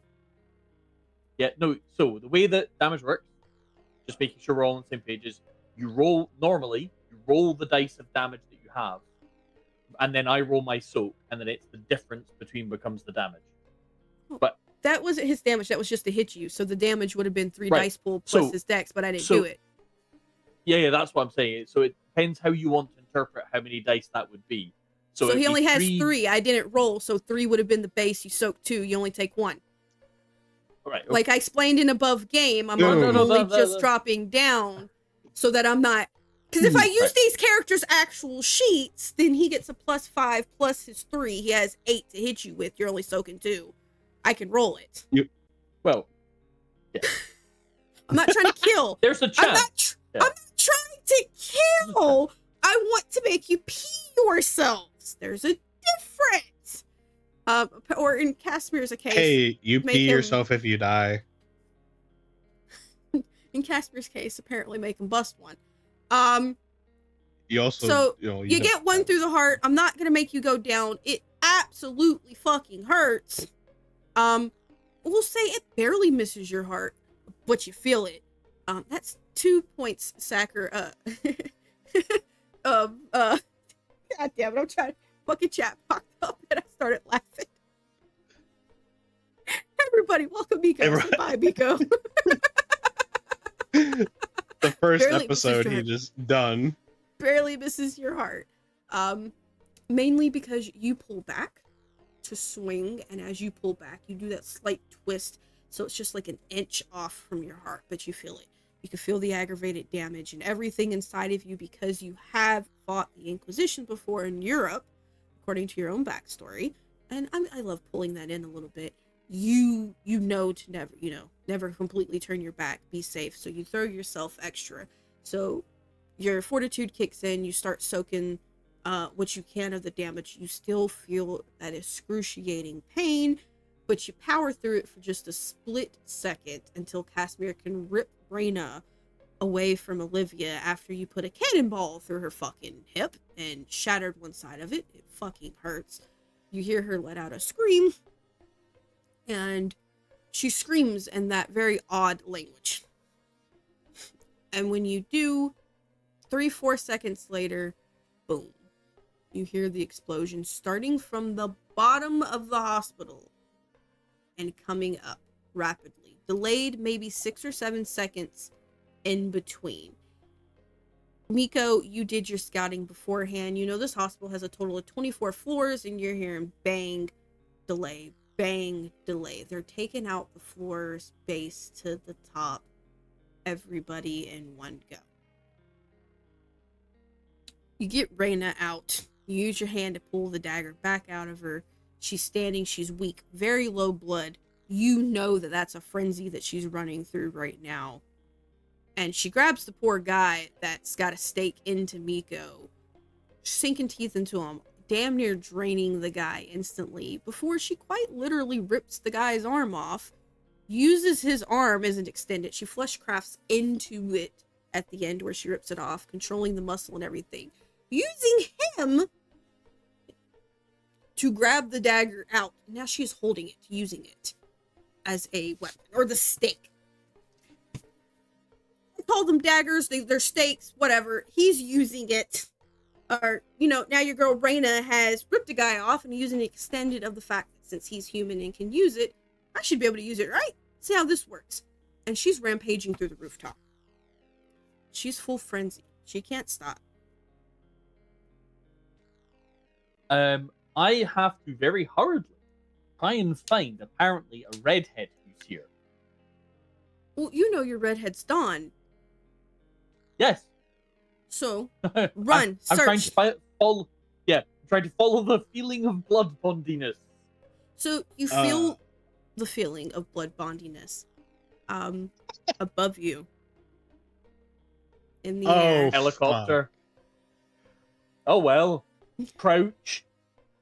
Mm-hmm. Matrix. Superman. But, well, fucking- because I have potence 4, I can jump like 60 feet straight up in the air. So It is definitely more than 60 feet by this point. They're well. getting ready, like they have pulled up. So that helicopter that was loading up, your warning came from your ghoul telling you, hey, get the fuck out. You need to fast. You ran to help Casimir. She's not upset. You can hear the very faint voice of go to the left. How far away? Go to the left. How far? I'd say maybe 120, 180. Between 120 and 180. But they're up and off of the roof. Like they've already been flying away. Feet or Feet. meters? Feet. I don't know meters. I'm not used I know. Meters. That's for this. It's okay. It's okay. You're not European enough for this. It's okay. In which case, run, runnity crew, run, flappity flap, flap, flap, flappity flap. Okay. Flap. You're Potent flying. bullet. You're flying. Yeah. So I'm going to ask if you're absolutely sure you want to do this. Right. So logically, above game, there's Casimir has Rena Mhm. building his and I have the clothing, hand.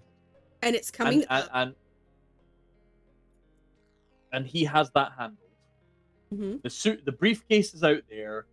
There is blood samples somewhere. That's a lost cause at this point. I snaffled paperwork earlier, and right now I don't want my person Mhm. kidnapped alive because they clearly want her alive. Mm-hmm. So I think that's a sensible priority. Okay. So you bolt after her. You do get the line. With your potence, snapping that line is absolutely easy. But she's plummeting. This case is way heavier than you thought. And you realize this case is the same case that the dear Pentacle was wrapped in because they don't know the blood. She wasn't the only one. There were 2 other cases being carried with the exact same markings. This case, because of its weight, is plummeting way faster, and you realize it's going straight for concrete. Hold on. I have, because of awesome adaptations, brachiation and spider climb and potence and fortitude. So I am going to Spider-Man this shit, change form halfway through the air, grab hold of the line, and glomp a building, use momentum, glomp a building, So and break using Miko. You push yourself as far as possible. Unfortunately, the only close building to you is the one currently being blown up. And the closer you get to the bottom, the more likely you're going to hit fire. And that's where brachiation comes in, because I'm not planning on stopping, I'm planning on pivoting the inertia from down to Spider-Man swing. There you go. You Spider-Man swing her case. It goes... God, you fucking... Your potence out the ass. We'll say it goes at least 100 feet away from the explosion. Do you let it go, or do you go flying with it? Oh, I go with it. You go with it. The case hits the concrete and shatters. Inside, you see something that you're not entirely prepped for. But you see your poor sweet girl. Obviously, she is staked. It smells like human blood coming from her heart. It doesn't smell like kindred blood. The wards on her body look more Sabbat than they actually do look normal. They look like they're power enchantments. And her hair is no longer red. It's a very, very deep black. Third eye. It's not your ghoul, but the presence was projected into your ghoul. Or projected from your ghoul. And you hear your ghoul in your head, and she goes, I'm safe, don't worry. But Miko always keeps his word, right? And you promise to help find her. It's fucking Amarantha. Yeah. Internal, like, literally, if there was a movie stop moment inside Miko's head, it's a very large clockwork mechanism, very old clockwork mechanism going, ka-clong, ka-clong, and he goes, oh! And then, yeah, grabby swoopy? Grabby. So you grab her, you pick her up. Do me a favor, Miko. Roll a self-control at difficulty 10, because that's a salubre bleeding in your arms. I had a horrible suspicion you were gonna say that. Oh no. This is gonna suck. I have 4 in it though, but it's a very high difficulty and it's a salubre. So yeah, you got. No, this, I probably James. don't. You got this. Probably not. I got 0, but it wasn't a botch. Oh, it's not a botch. It's not a botch, thankfully. But it's very hard to control yourself, and you're like, I mean, as you're running through, you're like, man, I've burnt a lot to heal. This aggravated damage is really badly hurting. So you lift her up and start licking the blood. How much of the blood do you lick, Miko? Like maybe a point. Maybe a point? Make the roll again, please. Fucking salubre. Fucking fucks.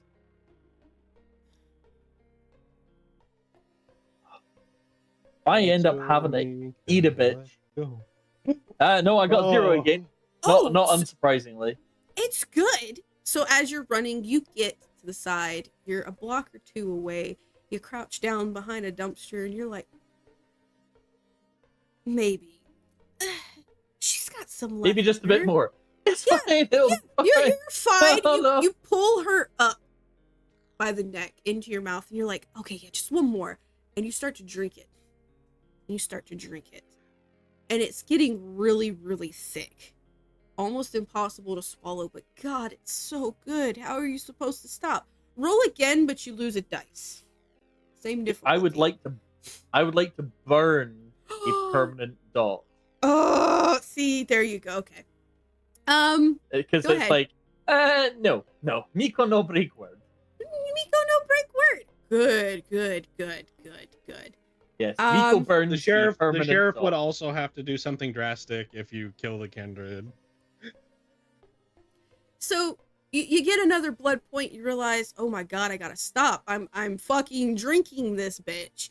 And out of pure willpower alone, you're like, nope, stop. And you tuck her body into the dumpster. You're like, fuck it. You throw her in. You're like, nope, I can't do this. Miko does not break his word. Miko never breaks his word. and you start to walk off. As you go to walk off, you feel a pull that feels like it's ripping at your chest. You're not quite sure how to describe the feeling, but it's like when you try to walk away, something pulls you right back. So Miko turns around and he kind of looks at the dumpster, and you get this overwhelming possessive feeling of, no, I can't leave. I have to protect. Because what if somebody else comes by? What if somebody goes to eat her? Like, so in that moment, Miko sort of goes from that casual sort of loose hunch that he always has to straight, shoulders cracked, carefully takes off the suit jacket, turns it back inside out so it's gold on the outside, puts it on, walks over to the dumpster, and goes, "Hello, little friend. she's out. Mikoslav likes you, and and Mikoslav have nice place for you," and carries her away. Okay, so you're carrying her away. We're gonna go back. So this all takes about maybe 7-8 minutes at most, because Kindred move unnaturally fucking fast, and Miko's a crackhead. Casimir, my love. Don't worry, I got it all. I got How are you going to help your friend calm down? So, Your child, your daughter, your baby mama girlfriend thing. I don't know. You guys are complicated. we need to. Yeah, she is my child, but also like my fucking butt buddy. Do we have the case with that pentacle?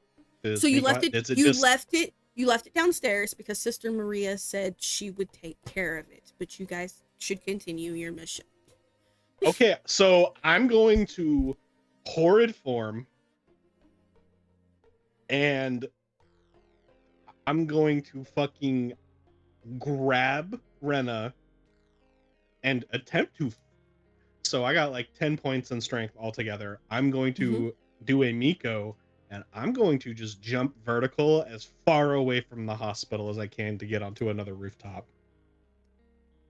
I'm going to put Let's this in start my with mindset. grab. I'm going to do my mindset. Say you grab her. Because, I mean, she doesn't want to hurt the man she is blood bonded to. And for some reason, my man has been feeding his child blood every month. No longer had to do that. But this actually comes in handy now. Because you've turned your child into a max blood bond. So she's like, I can't hurt you. And she's not willing to spend the blood point or the willpower to hurt you. She lowers you too damn much. And you go to jump off. In my mindset, how I'm going to do it is for every point in strength that you have, you can jump 10 fucking feet. So how many points in total in strength? Let me do my math. So 9 with potence. 9 with your potence. Take your blood point off for activating potence. Because you have to use a blood point to activate it. Fortitude and celerity. I don't have potence. I'm stupid. I have 8 points in strength. That's with all your horde form bonuses, yes? Correct. 8 altogether. So you get 80 feet jump, but you realize you're going down 24 stories. Casimir, my dear, roll me a d10. Call it high or low first. So for those who don't know, I call these luck rolls. If you can call it, a special event will happen that saves your character in a very dire moment. Because Casimir's Billy Badass, and he has great fortitude and great stam. He's not soaking, falling straight to pavement with big girl on his back, 24 stories badass. You're not Terrace over there, who Batman lands. I mean, I don't know. I have, what would that be? I would have 10 stam altogether, or 10 soak, because I have 8 stam and 2 fortitude. So maybe I would be awesome. Okay? It's like a point of damage per story. Yeah, I got it. I called high and I rolled a 6. Fair enough. Okay. We got that as high, right? It's 1 to 5 is low, and then yes. 1 to 5 is low, 6 to 10 is high. I do luck rolls. I like them to me, they're kind of cool because every now and then something really lucky happens. At the same They're time, fun sometimes sometimes. when you need it the most, life decides to kick you. And hey, you know what? We need It's this fun, a little fun. because above game, I don't Has think to we've be. made a single luck roll yet. No. Y'all have failed every fucking luck roll so far. So it's I about love you guys. this is literally the lucky roll. Casimir, my dear, you will be the first person to see this because you're getting scooped up. This is wonderful. I will post this once I get the picture. Give me uno momento. It is what, right here? Yes. Hold on, I'm going. Motherfucker. Yes. I will post it in important people of what pretty much snatches you from the sky. Is it one of the bats? One of the who? Just post it. No, what did you say? I didn't hear it. I'm not gonna use it. I didn't hear you, and I hate that y'all are saying things I can't hear. Is it one of the, well, I said it low on purpose because I wasn't too sure. One of the bats. You gonna let me upload or thank you? No. That's all I So said. my Casimir, my dear. Where is it? It didn't ping for me. I'm waiting for it to pop Wait. up. I don't Thank even. you. Yeah, all I see is the face claim important people. Fucking Jesus. So you come down, and for the audience, I will describe it.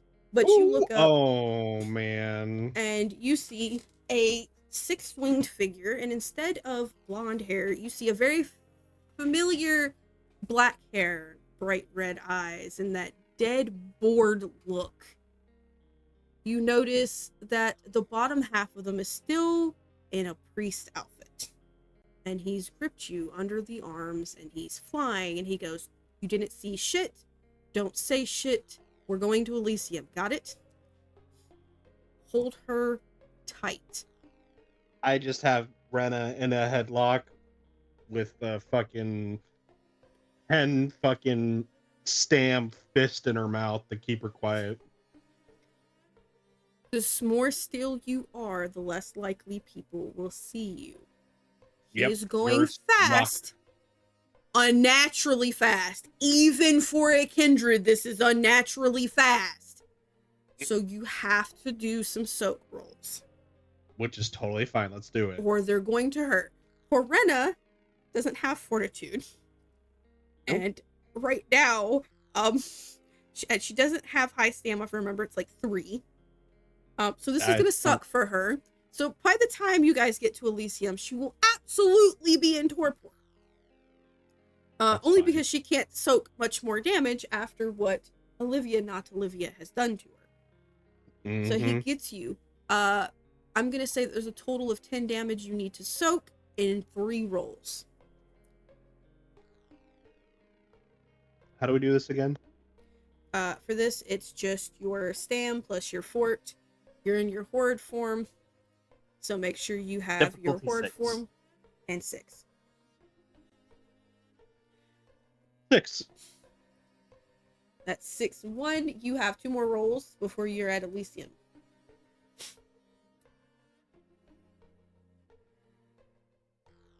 This man is clearing half of the city in Bummer. less 2. than a minute. You're at 8 out of 10 needed.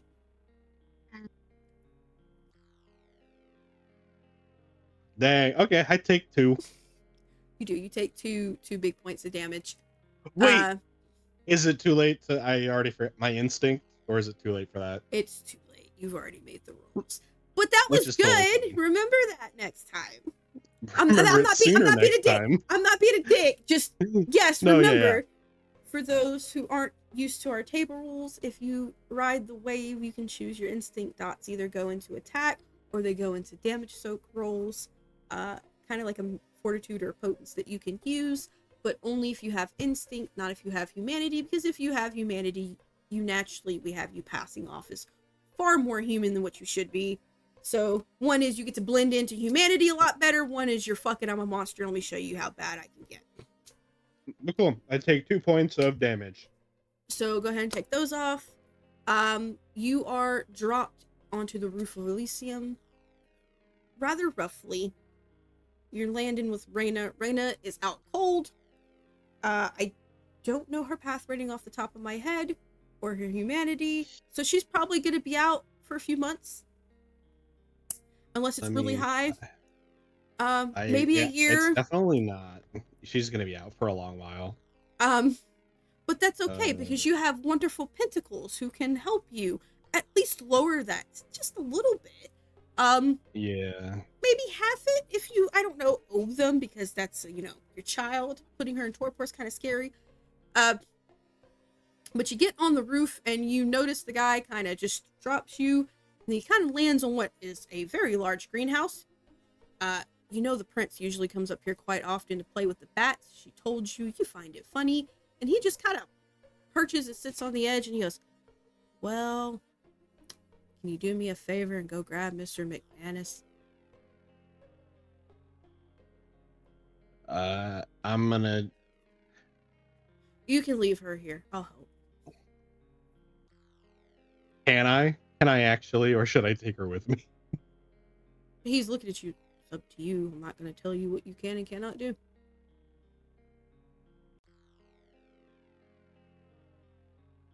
Ooh, yeah, actually, I'm gonna go ahead and take her into the elevator with me, since I know Bob's gonna be there. I'm gonna go to... Poor Bob, when the elevator opens and he looks and he sees, which is clearly a golden winged angel, he just not paid enough. And he just downs a cup of coffee. So casual. At this point, he's like, what else is fucking new? And he just hits the button to Conventus. Yeah, I'm gonna drop horde form and just have Rena over my shoulder. And then, yeah, I'm gonna go down to Conventus and I'm gonna lean her up against one of the elevator walls. And then whenever we get to Conventus, I'm going to very, very, very kindly ask if he wouldn't mind taking my dear sweet child down to the Pentacles to be looked after until I am free. If that's he tells you he can take her to the floor, but he doesn't leave the elevator. That's fine. You just roll her off the elevator if you can. You can leave her by the elevator. And then you'll come back and mop up the blood. Yeah, absolutely. I'll even... No, I can't lick it up, unfortunately. Spitters are quitters, Bob. Kindred. And he just hits the button. He is so done. Everybody keeps dirtying his elevator, and he has to keep cleaning it, and nobody is fixing it, and he's so done with it. Clearly, Terrace is gonna get yelled at. I'm gonna go ahead and I'm gonna go up to Terrace. So much has happened. Terrace isn't in Conventus. What the fuck, Terrace? Who is there? Is it Merc? Is Nope. Clarabelle? Nope. Is they all moved. Prince Potter? Potter is there. I'm gonna go talk to him. I need to let somebody in charge know, because this is some insane shit. You can try to approach Potter. There are the swords, there are the rods, but it seems like with all these explosions and everything going on in the city, poor Potter is surrounded now more than he was at the wedding. Aye. Very valid. Very valid. I mean, yeah, understandably. Well, where the fuck can I... Because I don't have Terrace's number or anything, and I don't know where he likes to hang out that isn't Conventus. I'm just going to go up to Potter as the prince and say I need to talk to the convener and ask if he knows where our boy is. Poor Potter's being bum rated. Everybody, the Roses Galleria is on fire. Half of their roses are dead. Transmit's been blown the fuck to smithereens. People are spinning it as a hate crime because it's a very popular LGBT place.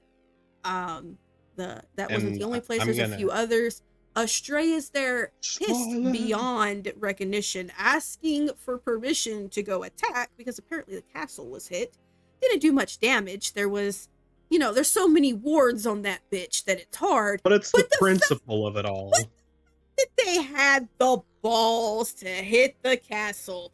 And Potter's trying really hard out of all these people because, yeah, the Roses lost their place and that's bad. And, the Venture had their little office building hit. He's really scared at the Tremere, who is a walking static electricity of hair flowing, angry, clearly not in a good state of mind. He's just, who? Terrace, Clockwork Tower. He's at the tower. He's dealing with things. There. And he turns around back to Astray, and he's like, all right, whatever, powers and conventus. And you just see Astray slowly, just barely start to calm down. Yeah, I'm gonna get out of there and over my shoulder and be like, hey, if you need any help killing anything, as I book it out of there. You book it out of there. Pause. Miko, where have you taken our dear sweet Salubre? Miko has taken to most safest place. To ship. You've taken her to the ship. When you get her to the ship, what do you do, my dear? Put her in a room. Lock the room after throwing blood bags in room. And closing door and telling crew person to change code and not tell me what the code is. I'm going to go and wash my mouth. Back in a second. So you throw these staked Salubre into the room with blood bags. Well, take the steak out and then hurriedly leave and go and wash my mouth. Got you. There you go. That's much more reasonable. So you go out and you start putting the water in your mouth. Ew, ash. Gross. It's a terrible feeling. But it's a whole lot better than the blood that was tasting. However, you hear in the back of your head, it's really weird, old war drums, older than you, but you notice the beat because, I mean, why not? You've come from the time frame where, you know, horses and ships were the way to travel. You notice this as a Northern European war march, and it's getting stronger. And you realize the stronger the beat gets, the stronger the pull to go back to the room gets. I'm really glad I randomized the password. Nope. Nobody, nope. Oh shit. Open, like go to the door, open the little slidey thing. Hello! You are greeted by the most beautiful pair of blue eyes you've ever seen, staring at you. Gorgeous. It's like looking into the clearest water you have ever seen. Yeah, there you go. It's like looking at myself. Because you're the most beautiful man alive. So yeah, it's like looking at yourself in the mirror. Yes. You vanity ass mongrel. But it's so pretty. Do me a favor. I need you to make me a roll. Uno momento. Talking like sourdough. You want not that type of roll, you dipshit. I love you. A rolling sausage. Like pigs in a blanket. What kind of roll? Okay, let me go. I'm gonna roll this hidden first, and then you will have to make a willpower roll. I will do the willpower with how many successes you get. Determines how many successes you take away from this person. They feel like you're going to need it. What? Hey, Discord, can you pop up? Thank you.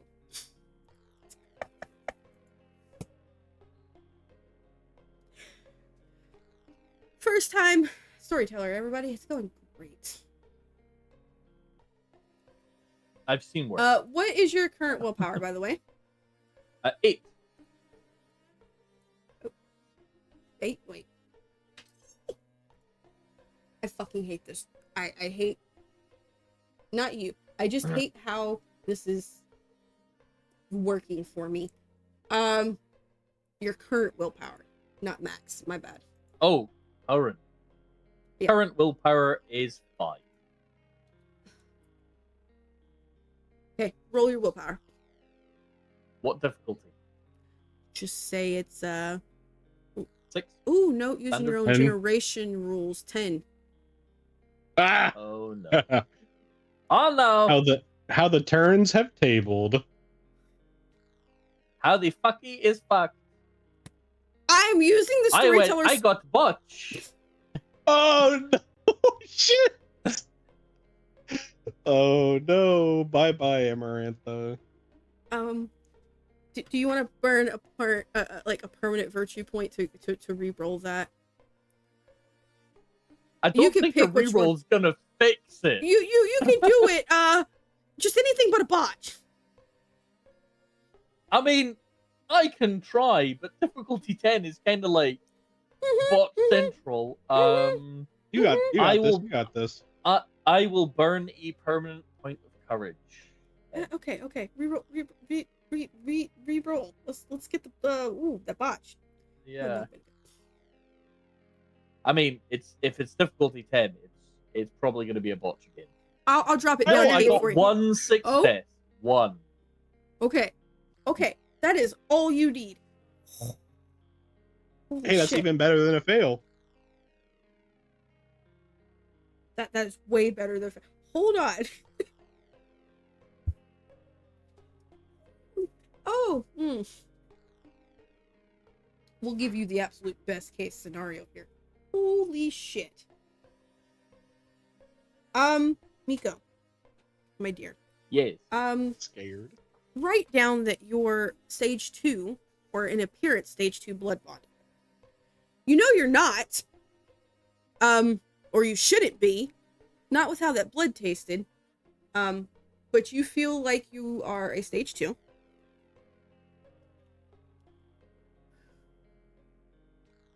That's from the blood you drank. Okay. Now amp that up to 3 because of the power that just hit you. Oh, So 2 joy. actual, 1 then it feels like 3rd. You are head over heels completely in love with whoever the hell this is.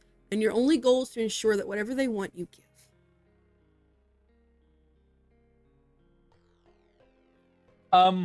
Head over heels in love. Head over heels in love. Super protective over, this is mine, Miko. No one else in the world matters more than this person. Mikoslav is very happy he's found a bride. It works. And she speaks to you, but you don't understand the language. It's soft. Sweet. Almost scared. Like she doesn't want to be in there all alone. Get in there, Mikoslav. So, is it how Miko/Mikoslav would feel love, or is it? It's how you would feel love. I understand Miko's personality. I'm not trying to trigger some people in the audience with how overly possessive he can be. Okay. Miko is not a healthy person when it comes to love at all. This is very extremely toxic. So let's give them a heads up before next session or downtime roleplay starts taking effect. Mikoslav will very carefully break handle of door so it's impossible to escape, and then get the crew to weld it shut so Pretty Canary can never leave. Okay, so is this what you're saying to her? Or is this just what you're doing and she's watching you through the slit? Like clang. Crew, go get welding. Make door never open. Make door never open. Okay. And she speaks again, and she sounds so sad. Like, you're breaking her heart. You're keeping her locked up. You are mine now. She smiles, and suddenly it's like she's mimicking your manicness, and she's gone. Oh, great. What? You'll see her no more. Eyes are gone. Just gone. Have fun.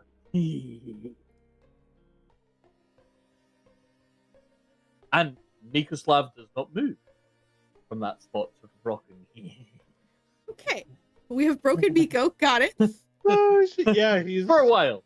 For a moment. I mean, that's a hell of a blood bond. So to be clear, it is only actually a stage 2 because you did drink 2 from her. It just feels like 3. Yeah. 3 because yeah, she hit you with a pretty little presence called love. Yeah. And that just, you only feel stage 3 for the remainder of the night. It is not permanent. It is just for the remainder of the night. You do have a stage 2 normally though that you're gonna have to hold on to because well, you drank 2 points, 2 whole fucking points of her blood, and that totally will not be used against you. Meek, fucking Casimir, you get to the Clockwork Tower. Holy shit, are there Meekamir. Kindred there?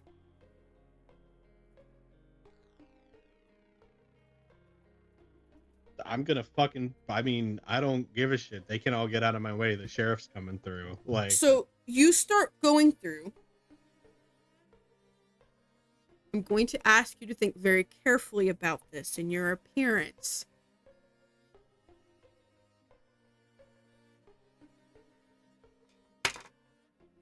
I have With like cameras, and you can see Lucas using whatever ghoul powers he has on the cameras and talking with roses. There's clearly the Justicar there trying to help, and the sheriff. Don't be in Hard Farm. I'm not. I exited. I very specifically said before I got in the elevator, I dropped board form and ran over my shoulder. So I'm in regular clothing, like with. I look like with myself. I don't know what you're. You busted your nuts. You've carried a bloody person, whiplashed hair. I have some mildly dirty clothes. I mean, I wear like black pants, and I generally have on like a shirt. I'm nurse's scrubs. I didn't. I actually just grabbed a doctor's coat and then put a scrub cap on. I did not. So do you want to? Do you? Wait, throw it away. Common sense. Throw it the fuck away. All right, I throw it the fuck away, and go. I'm naked in front of the tower now. Because I didn't have on a second pair of clothes, so now I'm naked. That's fine. You're greeted because you've come to the Prince's Tower quite often. You know your way through the back. Where if you have to come in such a manner, you are given clothes, blood dolls, a chance to wash up.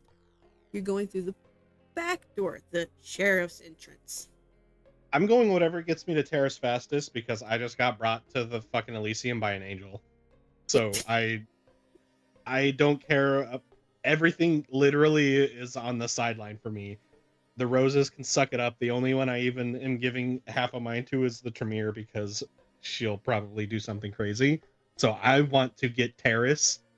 So you go through the back. The fucking angel. You go through the elevator that gets you straight up to the Prince's throne room.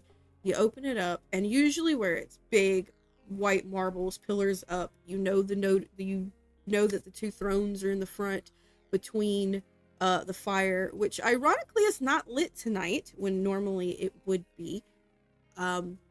And the boxes that the prince still has been unable to actually unpack, because if it's one thing after another, she still has not moved into her haven, are being pushed to the side by some roses and some ghouls, and she's sitting there. She's surrounded by people on one side. Terrace is surrounded by people on the other side. Poor Juliet is in the corner looking like she's having an entire fucking panic attack. And Foxglove is standing in front of her, trying to keep the Kindred from piling her, but they're just like, we have to talk to the Justicar. We have to talk to the Justicar. And she's like, no, you're not. Back the fuck away, or I'm going to use you to hit you out the window. Pretty simple. Mm-hmm. You storm your way, hopefully, through Terrace, pushing Kindred apart, who are pretty much looking up to Terrace for all the answers. Because that's a thing, apparently. Bless the poor man's heart, he does not get a break. He's the face of the clan. You get to him. What do you say, knowing that in this large room that could probably support a few hundred, It's definitely got about half the population that it can hold in their capacity. Half the capacity it can in there. What do you say to the very obvious scary thing that is requesting the very obvious scary thing? Well, the great thing is that after getting cut in half by Terrace, that there isn't much that he does that scares me. Good. But obviously, I can't be like, hey, there's a six-winged angel-looking thing on the roof of Elysium. I'm going to assume. I'm just going to describe what he looked like because I know that it's Father whoever, but I don't know that. So I'm going to say, hey, that priest guy looks a little different now and needs you now. The hospital blew up. Harris is looking at you, quite fucking confused for a moment, almost like he is pointing towards clearly everything that's going on. He physically, he can't leave. He tells you to please at least get the message that he will show up later. That he has to control this for now. And Terrace will hand you a little pen and just give that to him. I'm not doing the fucking Terrace voice. I can't do the Terrace voice. So we're going to stick away from it.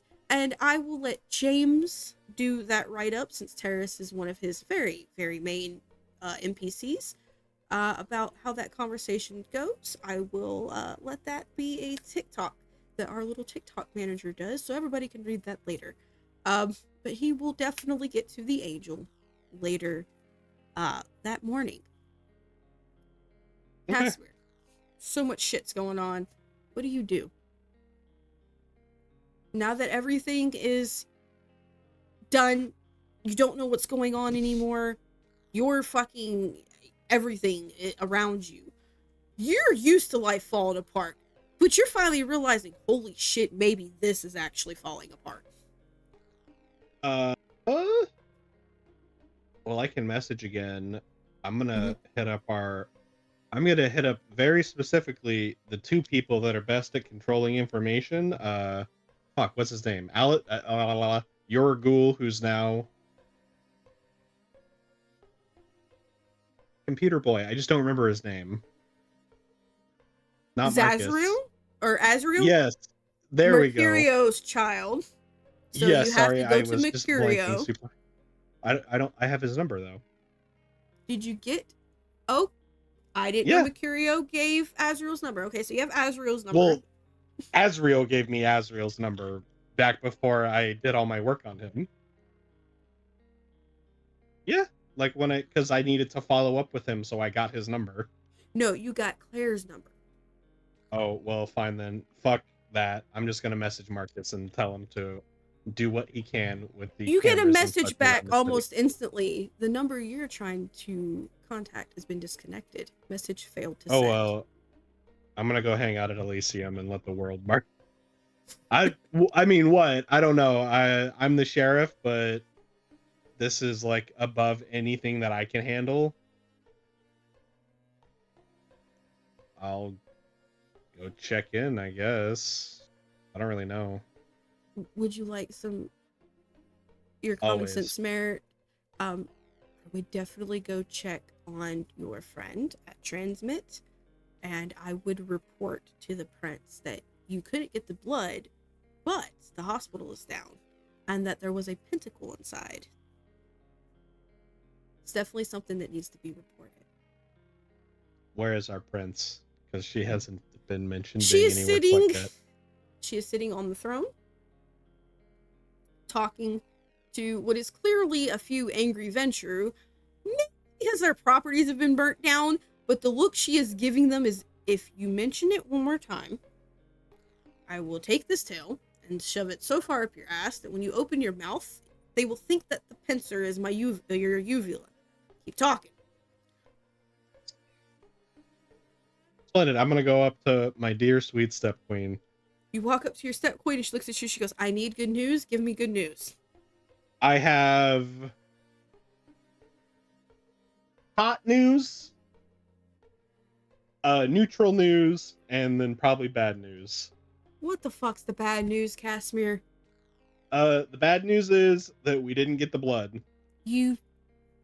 The neutral news is that the entire hospital exploded, so everything got destroyed because Miko got them from going away with anything. And then the hot news is that your wife, not wife, friend, Lady Astray, is about to go on a rampage, and I just thought you'd like to know that. That's hot news. That's what I need. I just need a raging psychopath Tremere. And I'm only letting you know because poor Potter is about to get turned into a light socket. Yeah, that... Because she is pissed. Why? They attacked the castle too, apparently. I mean, no damage from what I could hear, but they provoked the Tremere.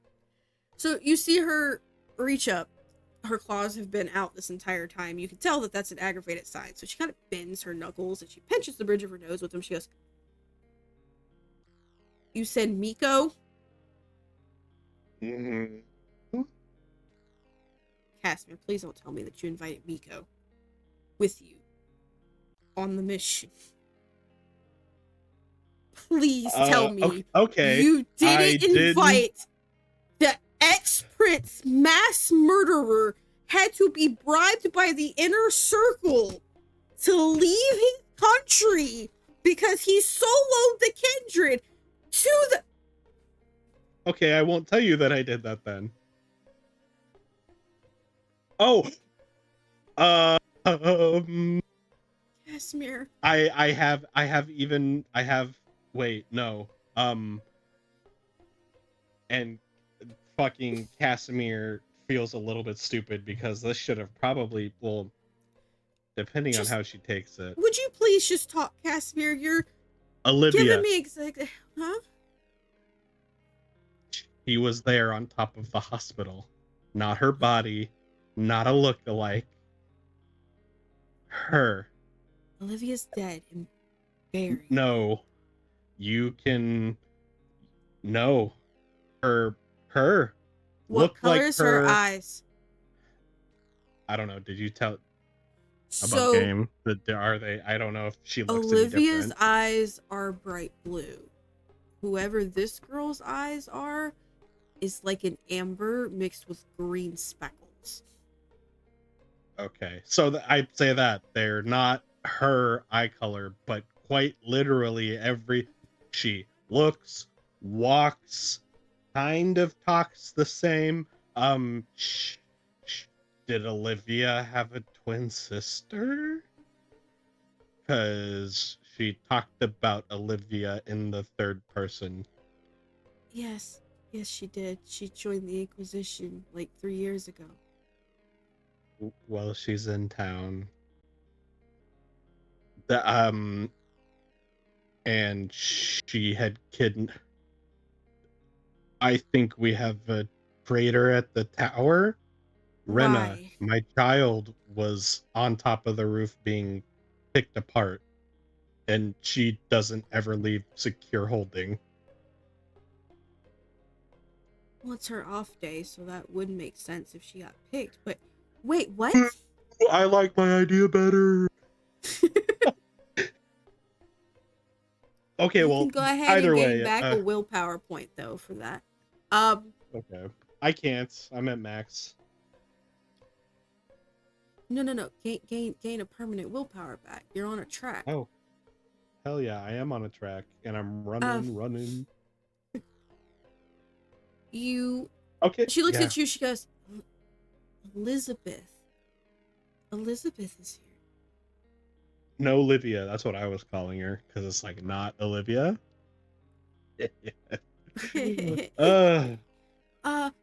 I need you to get word throughout the city as fast as possible that everybody needs to stay separated. No more major gatherings at all until further notice. All right, I'm gonna do that right away. Though, I mean, I'm assuming that's like I have nothing else to say. Just Does And she looks Clarabelle at have you and anything she else to goes, tell from me? here on out, any masquerade break is an auto death. Kill them. Perfect. And that is what you will do for the rest of the So night, my dear. yeah, I'm gonna go to each. So I'm gonna go to the Galleria, and I'll head to transmit So first. you get to the Galleria. The Galleria is completely burnt down. Okay. There's nothing left of that place at all. Not even a little bit. It's gone. The Is there any Toreador, one? there are EMS. There are a few of what you now know to be hunters, collecting body parts and such, but they fucked that place up so bad they're not getting anything out of it. They'll be lucky to get charred blood, if that, and that's not going to do well for them. But now the Port Toreador have no domain. Their only domain is now gone. You get to transmit. It's not as bad as it could be. Half of the racetrack is down. It looks like it was somebody used a car bomb, which makes sense. It's a racetrack. Yeah. And it took down a good bit. It's probably going to be down for a little bit. It doesn't look like many people were hurt here, ironically. It looks like whoever set this one off did it in such a way that they were very mindful that there were more humans here than there were Kindred. And there are. It's a very heavy mix. Yeah. So as opposed to the Galleria, where it is almost strictly Kindred this time of night and burnt to a crisp, this one was more of a warning sign to Kindred there, like, hey, we know you're there. We'll do it. We'll do just what we did to the Galleria. So, I mean, there's a few burns, a few cars gone. Bob's not there. But I already knew that. I already knew that Bob and Callie got away. Callie got away. They did, thankfully. She said that they said that they were going back to the garage, so you know where to meet them. The other place that was bombed, you're not getting to. And obviously you're not going to the castle because why are we going where Tremere Lady, very scary Tremere Lady is? I do not want to be the wrong person in the wrong place. And I just do that as I'm passing by. The amount of time I've spent around, any Kindred that I see, I'm just walking up to and I'm telling them exactly what I was told by the prince. No gatherings. Go through the rest of the night, and by the time sunrise goes to come, you're tired. You're pulled aside by the Malkavian Justicar. And she shows you her phone. It's a text from Marcus. Claire's already informed you that this is the Justicar's child, because she felt that was something that you needed to know when you took him on. Yes, I did know that. I put it up in Storyteller Shorts. I'll go ahead and read it here too. But it looks like he was in the middle of hacking into something, which could probably explain why you suddenly no longer seen any technology-based type things when you guys started moving, and it looked like it was switched to paper, written down very hastily, because it's a screenshot from like a group message or something, and it reads, find the angel and its abominations, they're here, the trap did work. And then it's another screenshot from the same group chat, the Kindred are in the hospital, we caught their ghoul, two women and there is a woman and a man. Nobody found out who the man ghoul was. A new message going, the systems are down, someone from the outside fried them. So now you know that it was your dear sweet Marcus was doing his job, like you said. Fry the networks, delete everything, there's no evidence of it. But the last one is an image from outside of your boy's domain of the hospital on fire. That looks like it was actually taken by Marcus's phone and sent. And then you can see where she's been trying to send messages. And there's nothing. It's failed to send, failed to send, failed to send, failed to send. And she goes, I don't feel him anymore. Fuck, and I can't do anything about it because it's about to be Marcus. That's not good. 1,000 yards there. I understand it's very clear. Final depth, something. or it's bad. His haven's on fire. I need to get a hold of Miko because Miko can get a hold of Dawn, and Dawn, I don't know. That's just the first thing that comes to my mind is that. So pause right there, and then I'm gonna go over to Miko and finish up his night, and then I'm gonna give you guys 10-15 minutes where you guys can just talk back and forth for a moment before we end. So Miko, you've been standing there 30 minutes. She hasn't come back. And when I say vanish, it's kind of like wiped on a mirror, reflection gone, kind of poof. And you finally come back to, and the bond seems like it lessens, almost like she poofs, like she's no longer in existence. Yeah. And it's relaxed. It's not like it died or ended, it's just gone. Just sort of stood there, looking at the guys holding the welding torches. Yeah, they're waiting for you, kind of like, do we do it, boss? You said we'll do... They're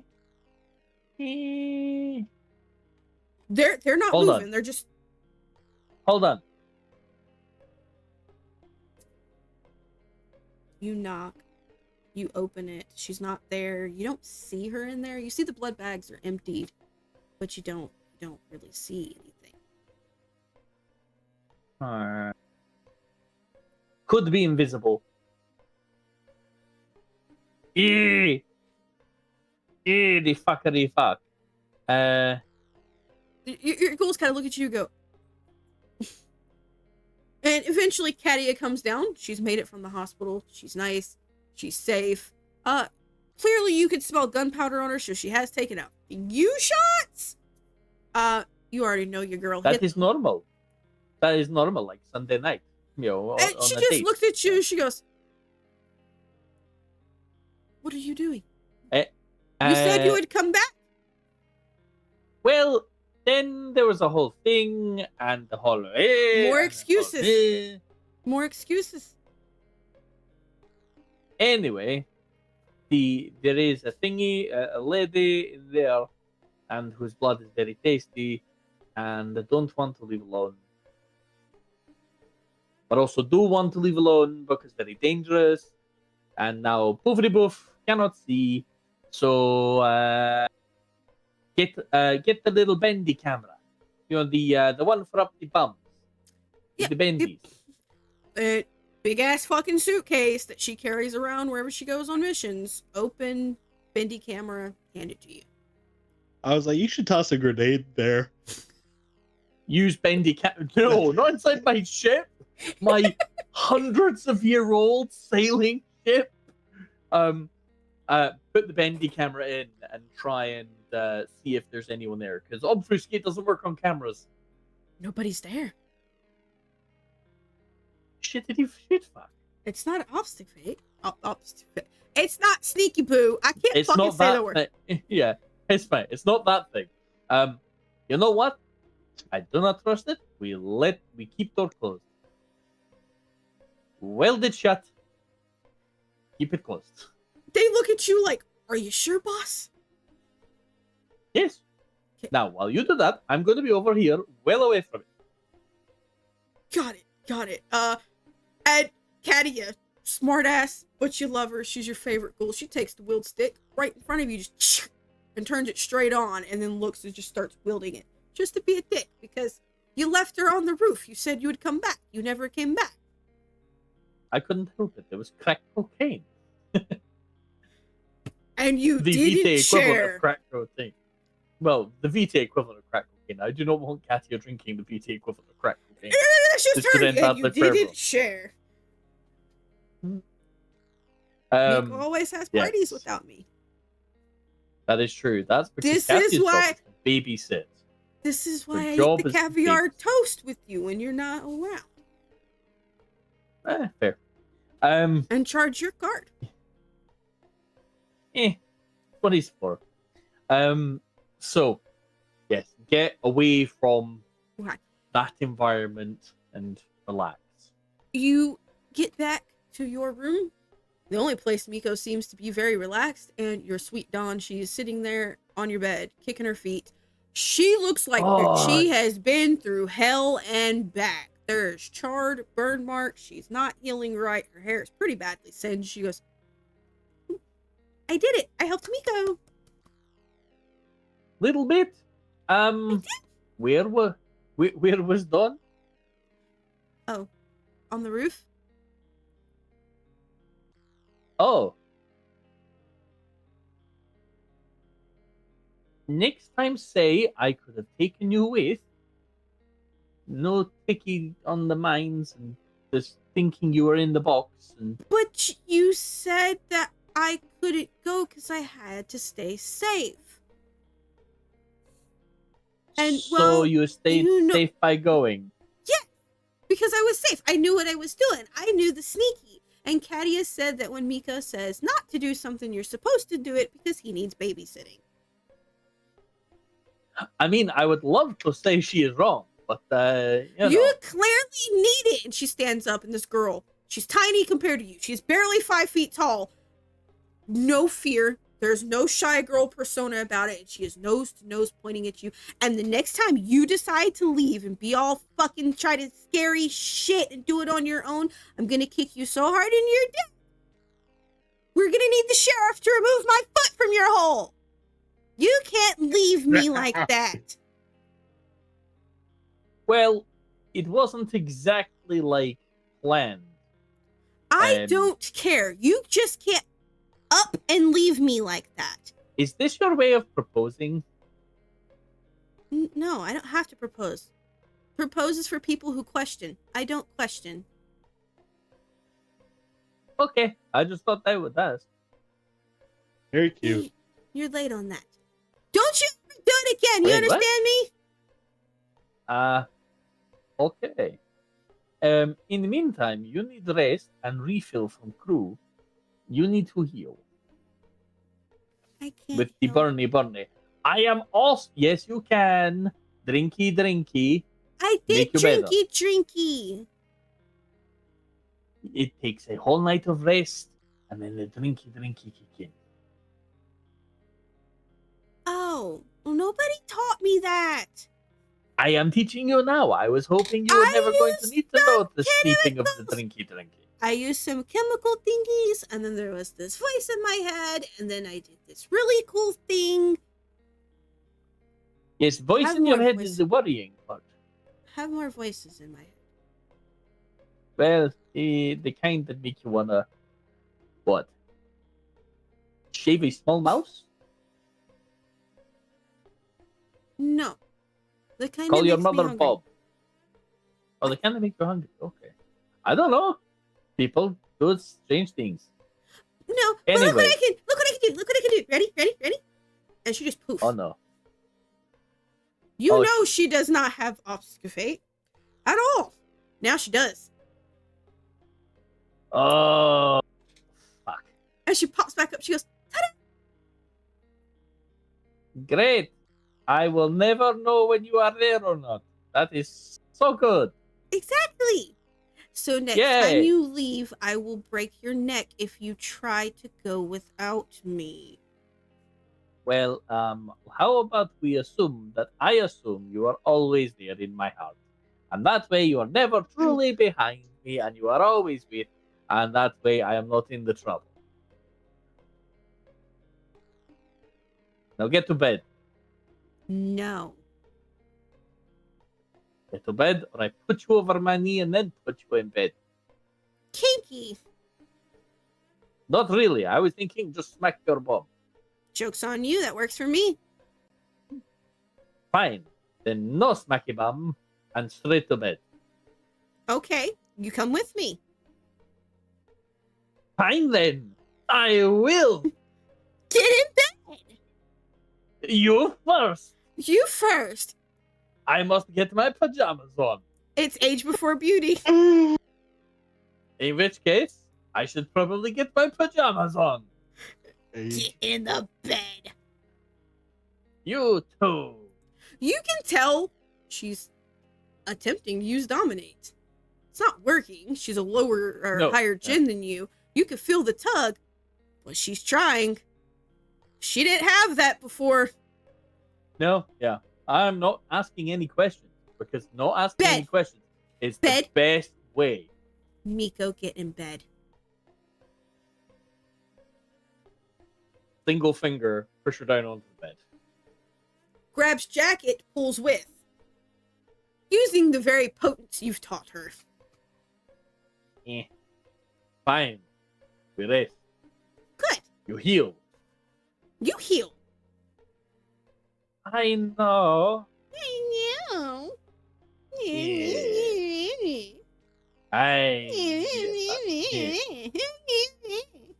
Swearing in Czechoslovakian. She gets sassy back with you in Italian. There's lots of swearing in various languages. Y'all sit there for a few hours. Yeah. She's genuinely worried about you. Yeah. But you realize you kind of miss the shy girl persona. She's not as much as a pain in the ass. Yeah, she keeps running, away. But she's not every time you try to get up and put PJs on, bringing you back into the bed, holding you down. But eventually she lets you get up, mainly because she is seeing that you're healing, and you can tell for just a split second that it is actual genuine care. Maybe even the blood bond kicking you in the dick just a little bit because she is super clingy. You already knew this about her. The prince, when going over her derangements, warned you she might have a dependent personality disorder, and you were definitely her person. So you being in trouble like that might have genuinely sent her into a derangement, and that is pretty much all that's going on. Eventually, she is settled back down. She's calm. She is under the $1,000 fucking blanket, laying down, and her eyes close, and she finally goes to sleep.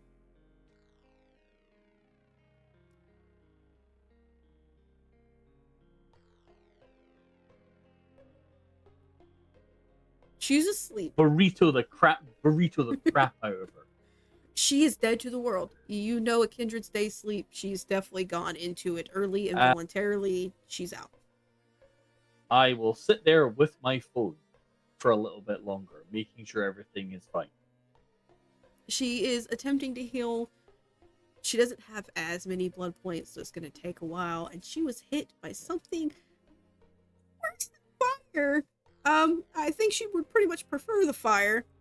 It was little shards of metal embedded, so you're assuming somebody has used some kind of explosive, and it's going to take time. She's got to get used to it. She's never done it before. Yeah. About that time, you get a call from our Caspier. Maybe an hour before. Here we go with the damn ringtone. I carefully open the T-Rex and pull his phone. Hello? Fuck. That's Hello, fuck. Don't, hey, our friend, Box Lady, I saw you jumping off of the roof after a box. Yes, I thought was Dawn. Was not Dawn. Was strange person looking like Dawn until went splatty splat. Was weird salubri. He's now locked up in ship, I think. Maybe vanished. Not too sure. Woke up unstaked, but locked in ship. Maybe escaped. Hard to tell. Very tricksy. That's... You sure? Blue eyes, salubri-ish, dark hair. Third eye? Yeah. Third eye. Yes. Tasty, super tasty blood. Yes. Much of the tastiness. Very hard to stop, in fact. I feel kind of horrible in my head. Like headache. Alive still, like, yes? Yes, when I put her in the room, took the stake out, gave her blood, and then she did the woogity-boogity, and they locked her in the room, and then they welded the door shut so no escape, and then magically vanished. Used camera, made sure. But seems vanished, maybe not vanished, who knows?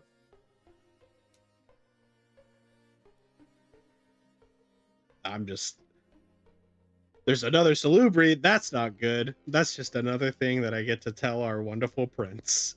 Hey, guess what? That's not the last salubri. Important thing, remember briefcase of That one lady iron. said she'd Yes. bring him to. Did she ever say where, by the way, or are we just hoping that? You're just Nope, hoping they're that she probably- actually does it. exact- No, Yep. she's probably gonna take them, and they're gonna be Well, gone. if that happens, then that means we know we cannot trust them, which means next time we grab hold of one of them and beat them until answers fall out, like pinata. I got picked up by something that had 6 wings, and they were very fluffy and white. Golden. Was white. it a very big? Was it a very big seagull? If only it was handsome. The Mitzi man-shaped. seagull. The Mitzi seagull. Possibly pelican. No, it looked a little bit like. Now, I'm not the most well versed on biblical things, but I would have called it angelic, perhaps. Ringing any bells, my evil prince from over the seas? No, I don't have any truck with religion. Religion is a different form of power than my own. Therefore, it should be exterminated, burned, and all of the churches salted and ground to dust. That was how I did it in my day. Now, apparently, we are all tolerant and allow the religions. I love it. Back in my day, we just got very big stone, put on top of priest, and then when good and sorry, he dead. Just now realizing, I think that was Don the one that burned down the hospital, the psych one. Okay, yeah. I'm just thinking what I mean, because Miko's not going to give a fuck that Marcus disappeared. If anything, he'll probably. You know what? I'll give him the good news. Miko always care. Your darling Darwin. Yes. Dawn. I'm from Dawn. Czechoslovakia. When I read that, Darwin. it said Darwin. Darwin. And it's fine. It's Don. Don. Don. Go ahead. That whole Dawn. scene, that whole time, that whole 6 Don. hour play-by-play, me and James are both like, ah, yes, Darwin. It's Dawn. And the funny thing is I told him it's pronounced as Dawn. And when she introduced herself, she pronounced it Dawn, like the rising dawn, dawn in the sky, Dawn. Yes. Her but mother I'm was from just Czechoslovakia. her father was just an ass and spelt it wrong. I'm from Cali, bro. You're done. Anyway, so Marcus, I think, is kaputs.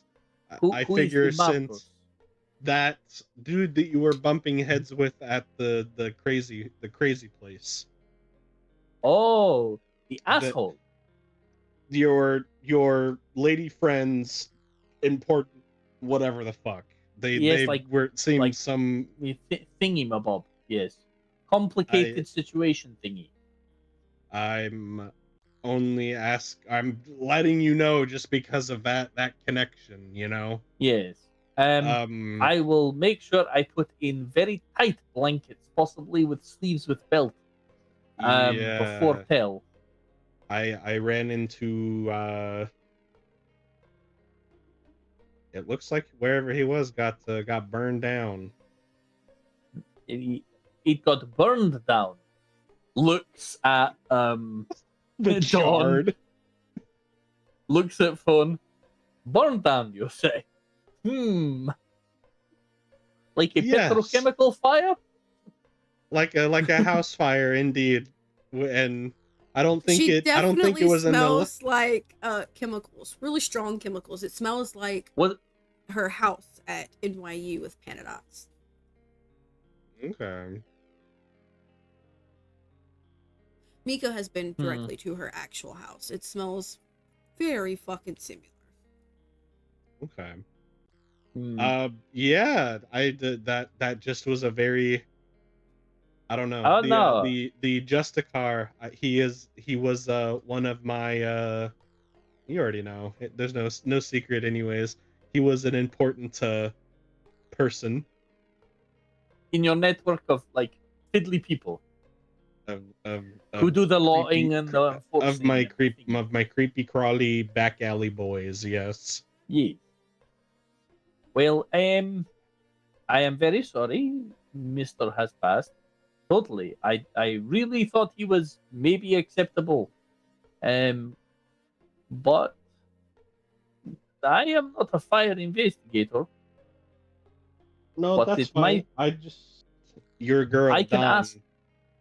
I will maybe ask my contacts to touch base with each other and see if get police reports or things to find out, and then I might compare that to some of the as he carefully eyeballs Dawn, some of the evidence that may be elsewhere. Yeah, Yeah, she's asleep. just Yeah. No, it's the careful eyeballing. Like, don't say that loud in case she is really good at thinking.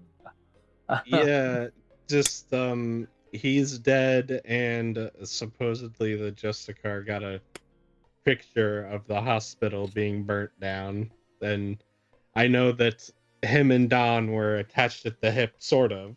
He was attached to her hip, at least. She didn't seem Yes. too So terrible. they looked very similar in appearance, oddly, like twins almost, and they did call each other brother and sister. Right. Yeah. So this is not I'm good. just checking my bases. I'm contacting you to make sure that you got out all safe and sound, and then also I don't know Don and you do. So we're Yes. don't throw up in my ear, Miko. I'm not throwing up. I was trying to stifle a yawn there. Sorry. Oh, I heard a little burp. No. Pandemic said yawn. Yeah. Um, Okay. So, he's like an hour before dawn. Otherwise, maybe would have done something. But, haha. Oh, the jokey. But I will let my crew know. We will start doing what we can, and I will talk to Dawn once I am awake.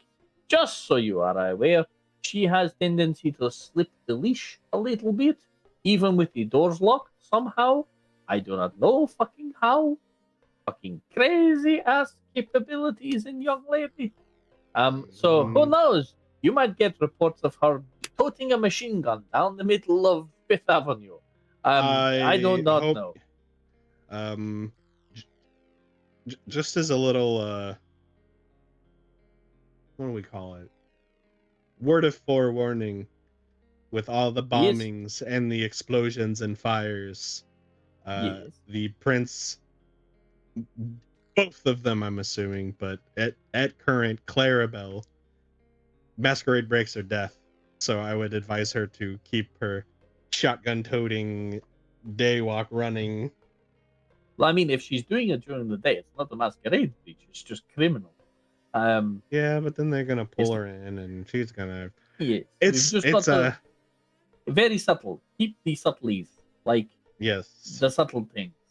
One, I'm just letting you know, Mr. Pink Suit. What? It's a pink suit. It's incredibly tasteful. Absolutely, you and Yes. me will look great hanging out in my purple suit and your pink suit. Just See, exactly.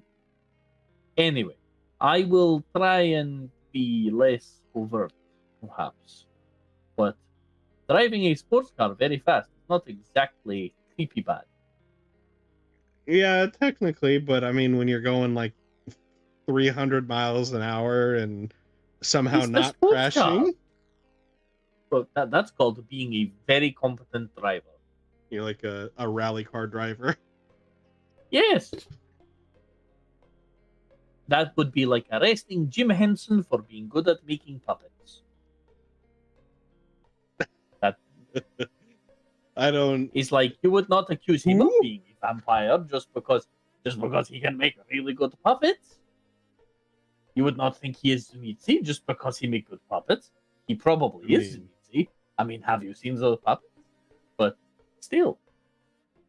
Anyway, you should get some sleep. I know I am very sore and I require to heal. So, I am going to lie down And then we will hopefully have to unpick these tomorrow night and maybe not deal with more bombings and kidnappings of the Kindred. That would suck. Mm-hmm. I'll be sure to bring you along again if I need some more. We made a good pair. I am an amazing distraction and super sleuth. Yes. Mm-hmm. Apparently, slippers are universal language. Like Czechoslovakian mothers, Hispanic mothers, all mothers. Slipper equals dead.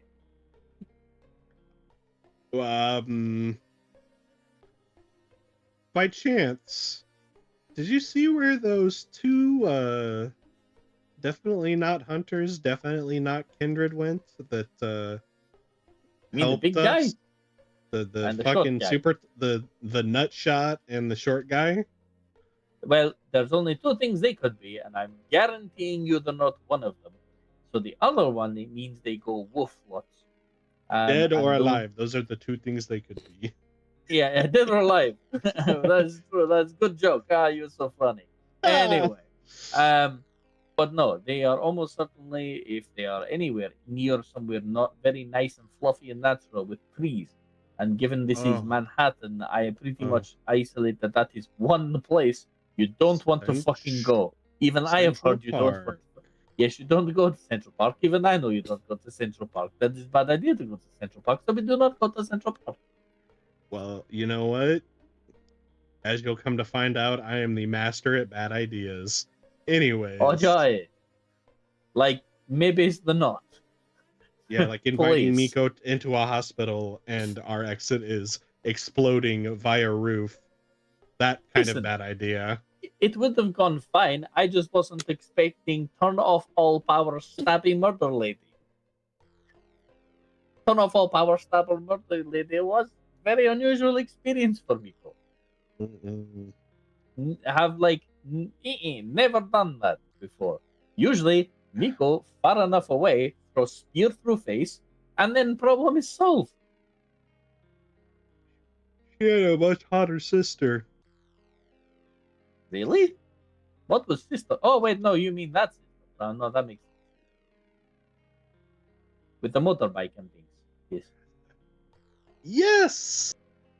I heard word that you two that she was your rally partner, as it were, in the back roads. I would never drive very fast down back roads in sports car, racing motorcycle. That would be clearly someone of the elfingness. And not definitely not with the prince's. No, not with the prince's favorite best friendiness. No, I would never do that. That sounds like some other Miko. Many people wear pink suits. Many people. It's fashion. But we should get sleep and we talk more tomorrow night. If you wish, I can come and help you. I will only charge moderately extortionate fee. I mean, I will send you the bill for tonight. It's fine. It's only small. And I'll send you the bill for the hospital. Don't worry. I'm sure it'll meet somewhere in the middle. The hospital is not my problem. This is not my city. My health, however, is billed hourly. The explosion, I was under instructions. Very explicit instructions. Make sure go boom. You said make sure go boom. Just go ahead and send it to the McManus Foundation. Okay, I will make sure that I send a letter explaining that the sheriff has explicitly said to charge the McManus people. Mm-hmm. Yes, I will do specifically so. to Mrs. McManus. I believe her name is Clarabelle. Okay, she said she has it covered. Right. Okay, I will send her a bill. I'm really surprised, to be honest. But okay, I thought you would have taken care of it since you're the sheriff. But I am. I'm using all the resources at my disposal. Okay. Okay. I will send the prince the bill then. You guys done? Yeah. I need to go back to Elysium to the Pinnacles Garden because I just kind of left my child outside the elevator. I'm assuming Bob quite literally just foot and just enough to where she wouldn't get dragged up with the elevator again. So I need to So to get from Clockwork Tower to Elysium is longer than you have for till sunset, or sunrise. It's about a 45-minute without traffic, and you're hitting right as morning traffic because it's right before sunrise. and bombs. I'm almost positive the That's whole making it city's a whole in lot fucking worse. chaos. Yeah, I'm at Clockwork Tower and need somewhere to sleep. So I'm gonna just very politely ask Clarabelle for a light, tight room. And then I should message somebody about. She'll be fine.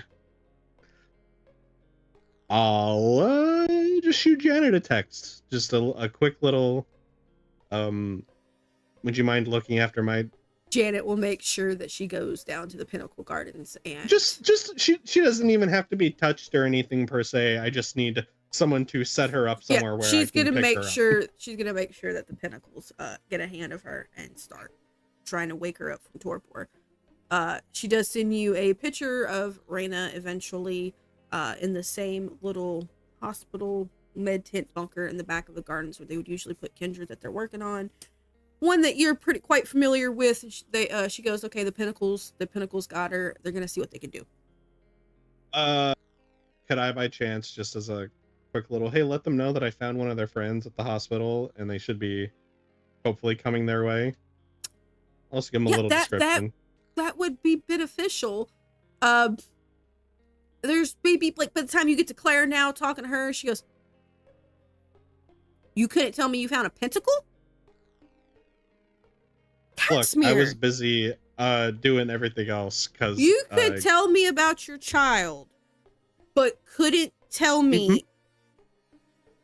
Well, she got suitcased, and when they become a suitcase, they aren't a person to me. My clan's not a person to you. Well, not when they're suitcased. Okay. I made sure she was safe, though. Clarabelle simply stands up and she looks at you. She goes, I hope you get back to your haven before sunrise. And you see her walk towards the elevator away. And for the first time, there is genuine hurt that's Casimir's fault in Clarabelle's face. Like, of all the people, it seems you stating that the very thing that she has confided in you, that she's put so much work into, you just said, in her, the only thing she heard is they're not people. And she has confided into you that she already believes that people don't think that her clan and her people are worth anything. And then who she considers her best friend, who she put in this power position, who she keeps close and helps, just looked her in the eyes and goes, you're not a person. And it is a genuine pain in her voice, a pain in the way that she looks and in the way she walks, and then the elevator dings and she vanishes wherever the elevator takes her. So here is where we're going to help downtime roleplay to get us to epilogue. We're going to do a little skip, and it's a month, and I'm going to give you each a warm-up of what's happened over the next month. Raina does wake up. The Pinnacles managed to pull her out from a torpor that should have put her in it for quite a long time, actually. She's quite happy. The first thing that goofy girl does is run up to you and goes, I kicked her ass. I got her. I stabbed her back. I did it. And she goes, you know what's even better? And she reaches into her little pants pocket, and when she opens it up like this, the girl's dagger is still there. She stole the dagger. And she goes, I got the bitch's dagger. I got the bitch's dagger. And next time I see it, I'm gonna drag it through her fucking skull. Oh yeah, and here, she reaches down and pulls your hand out and hands you your hand. that is still holding the other dagger. Let's I'm gonna go ahead and just get like a little cloth and wrap it around the dagger. Yeah. Because if I when try I to say attach this- my hand, good job. I've been practicing. The swords have been letting me practice stuff on the prisoners, and I think I did good. I learned from you and Anton, and I didn't have to suck his dick under the desk again. So, score. I just keep losing games to 10. I don't understand how he wins. I don't get the games. He's kicking my ass, including in the soap opera trivia. I've watched every show he has 1,000 times, and I swear I know it, and nope, he is whooping my ass. So, Yeah, he's got it 10,000 times over you, so that's not surprising. It's annoying, but I'm glad you're okay. I'm glad you're okay too. Don't fucking get captured again, idiot. Fuck you, bitch! I was out getting coffee with the girls. I mean, I wasn't the one fucking pinned to a table. No, you were just pinned up some gangrel's ass. You know the rumors are already saying that you two are dating. If only. Who's top? Who tops who? Come on, Dad, you gotta tell me. If I call you Daddy, will you let me know? Sorry, not worth it. You gotta give me something more than that. Oh, but you don't got it. Oh. I'll let you keep that dagger. You can fucking stab yourself with it and pass out. She has two of them. The one that you held in your hand and the one that was jabbed into her. She does have both. Oh yeah, I took one of them back and I wrapped it in a cloth. It's a little memoir, so to say. The dreams that you've been having suddenly stop. Mm-hmm. You don't know why. The girl doesn't come anymore and she's gone. You do spend the next month doing your sheriff business. You're working. You've killed quite a few Kindred because we don't do masquerade breaks. You get caught feeding, we wipe the evidence, and you're dead. Like, we're not risking it. There's a lot of shit going on right now. Eek! You've tried a few times to get in with Clarabelle outside of work. She seems like she's not really talking. The last thing you hear from her is she summons you and she tells you, I've managed to make the ritual. It's going to require 3 of us to work on it. You and Anton will be here at this date, this time. Wait, why would she even do that for Cass then? She seems pretty upset, and I didn't give her anything to do it. She's actually doing this entirely of her own free will. You have no idea. You can ask, but you never get a reply back. She just texts you and lets you know.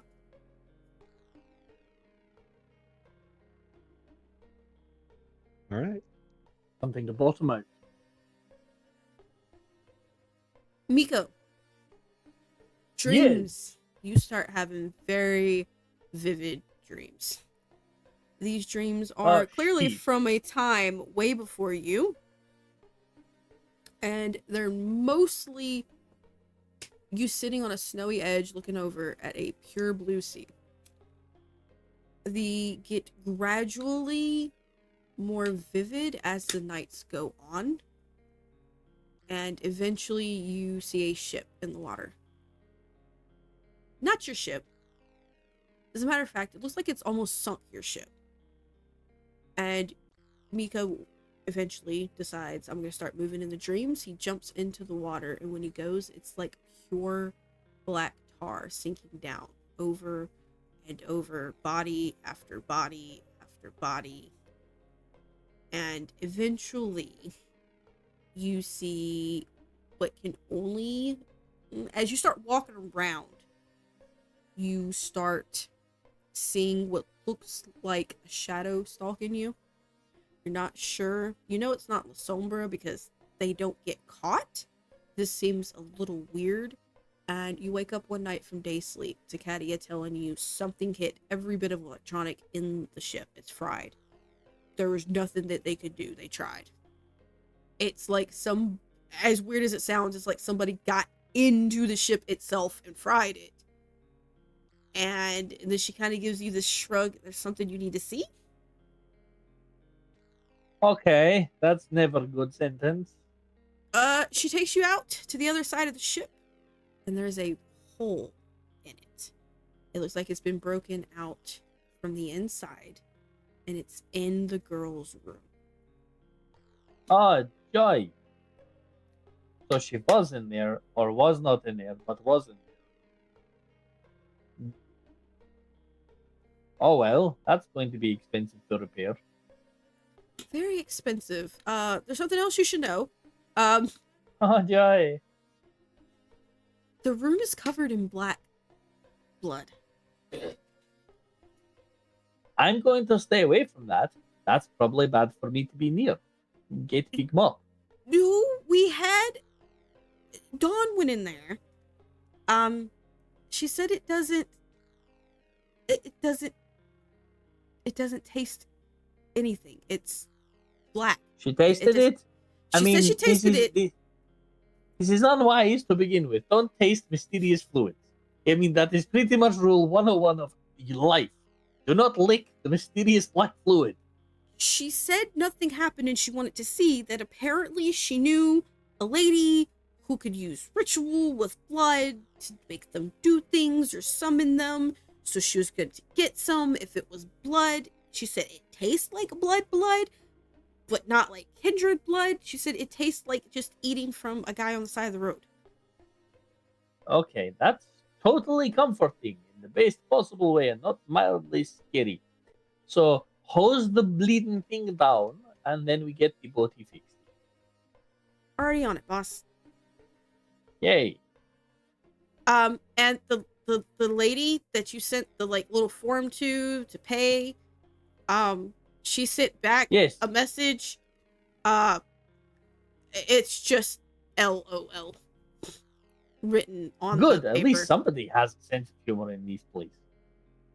Yeah, just LOL. I don't know if it was considering the bill basically was boobies just written in numbers. Just LOL. Just clarifies it funny. Yeah, absolutely. Regardless of how it was, like you're gonna send me the bill really funny. You're completely funny. But Miko, go ahead and gain another dot of fame. Because it looks like whatever happened, somebody donated a large sum of money to repair the hospital and the victims in Miko's name. Oh shit. It wasn't me, was it? Everybody knows Miko now. I checked very specifically. I checked with my accountant to see if I have accidentally. Nope, it is not you. Okay. Oh joy. It's roughly $250,000 worth. Oh, that's not too bad then. There we go. Done. You are very well known in New York as the sweet man who decided to help start funding the hospital. Your donation has sent many into donating. Oh, joy.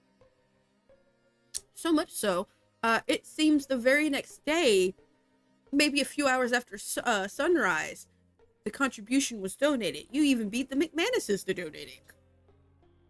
That's why you're very loved right now. Oh no.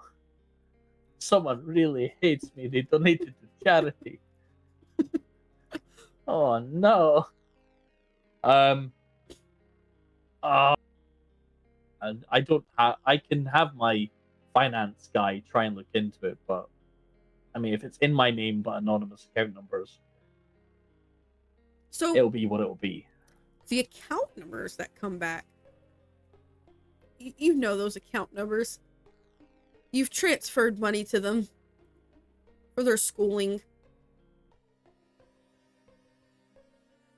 Oh, wait, huh? On the night you met her. Oh, yeah, okay. Right, so she decided she was doing it with the money I gave her for school. Yes. Okay. Thank you, delightful Dawn. You're just so super. Helping Miko. That's not helping Miko. That just means now I owe you more money for school. Ah. eesh. With that, In the meantime, yes. I would have liked over that month for my contact network to have been hunting out. So you do get the clues and downtime roleplay between now and the 31st, where you guys can do any other little side things you want to do. Awesome. For those who is watching, we do downtime roleplay, so fill in little gaps like this in the Discord if you want to join. If not, keep an eye on TikToks and stuff, because our little social managers will randomly take skips of the roleplay and post them up, especially to our socials like Blue Sky and stuff. So you'll be able to keep up little bits and pieces. If not, you're not missing out on much. I promise. It is just people doing their own little mini arcs where it doesn't require them stepping on another player's toe during the actual play, so they have a little bit more of their story fleshed out. But I recommend coming and reading it because it's great. I will go ahead and start setting up the Discord for season 4 and get y'all's downtimes already. And I hope you guys had fun. So you can say your bye-byes, because I got stream over. Bye. Now, I'm going to see you guys in chat after stream, of course, because I got to keep the tradition strong of making sure everybody's okay. And everybody else should do the same when playing. If you're seeing this on YouTube, it is nice. I hope you guys enjoyed it. And to those who sat with us live, I really hope you enjoyed it. The commentary killed me more often not than the damn players did. Note to self, don't look at chat anymore. I love you guys. Bye. Bye-bye. Bye.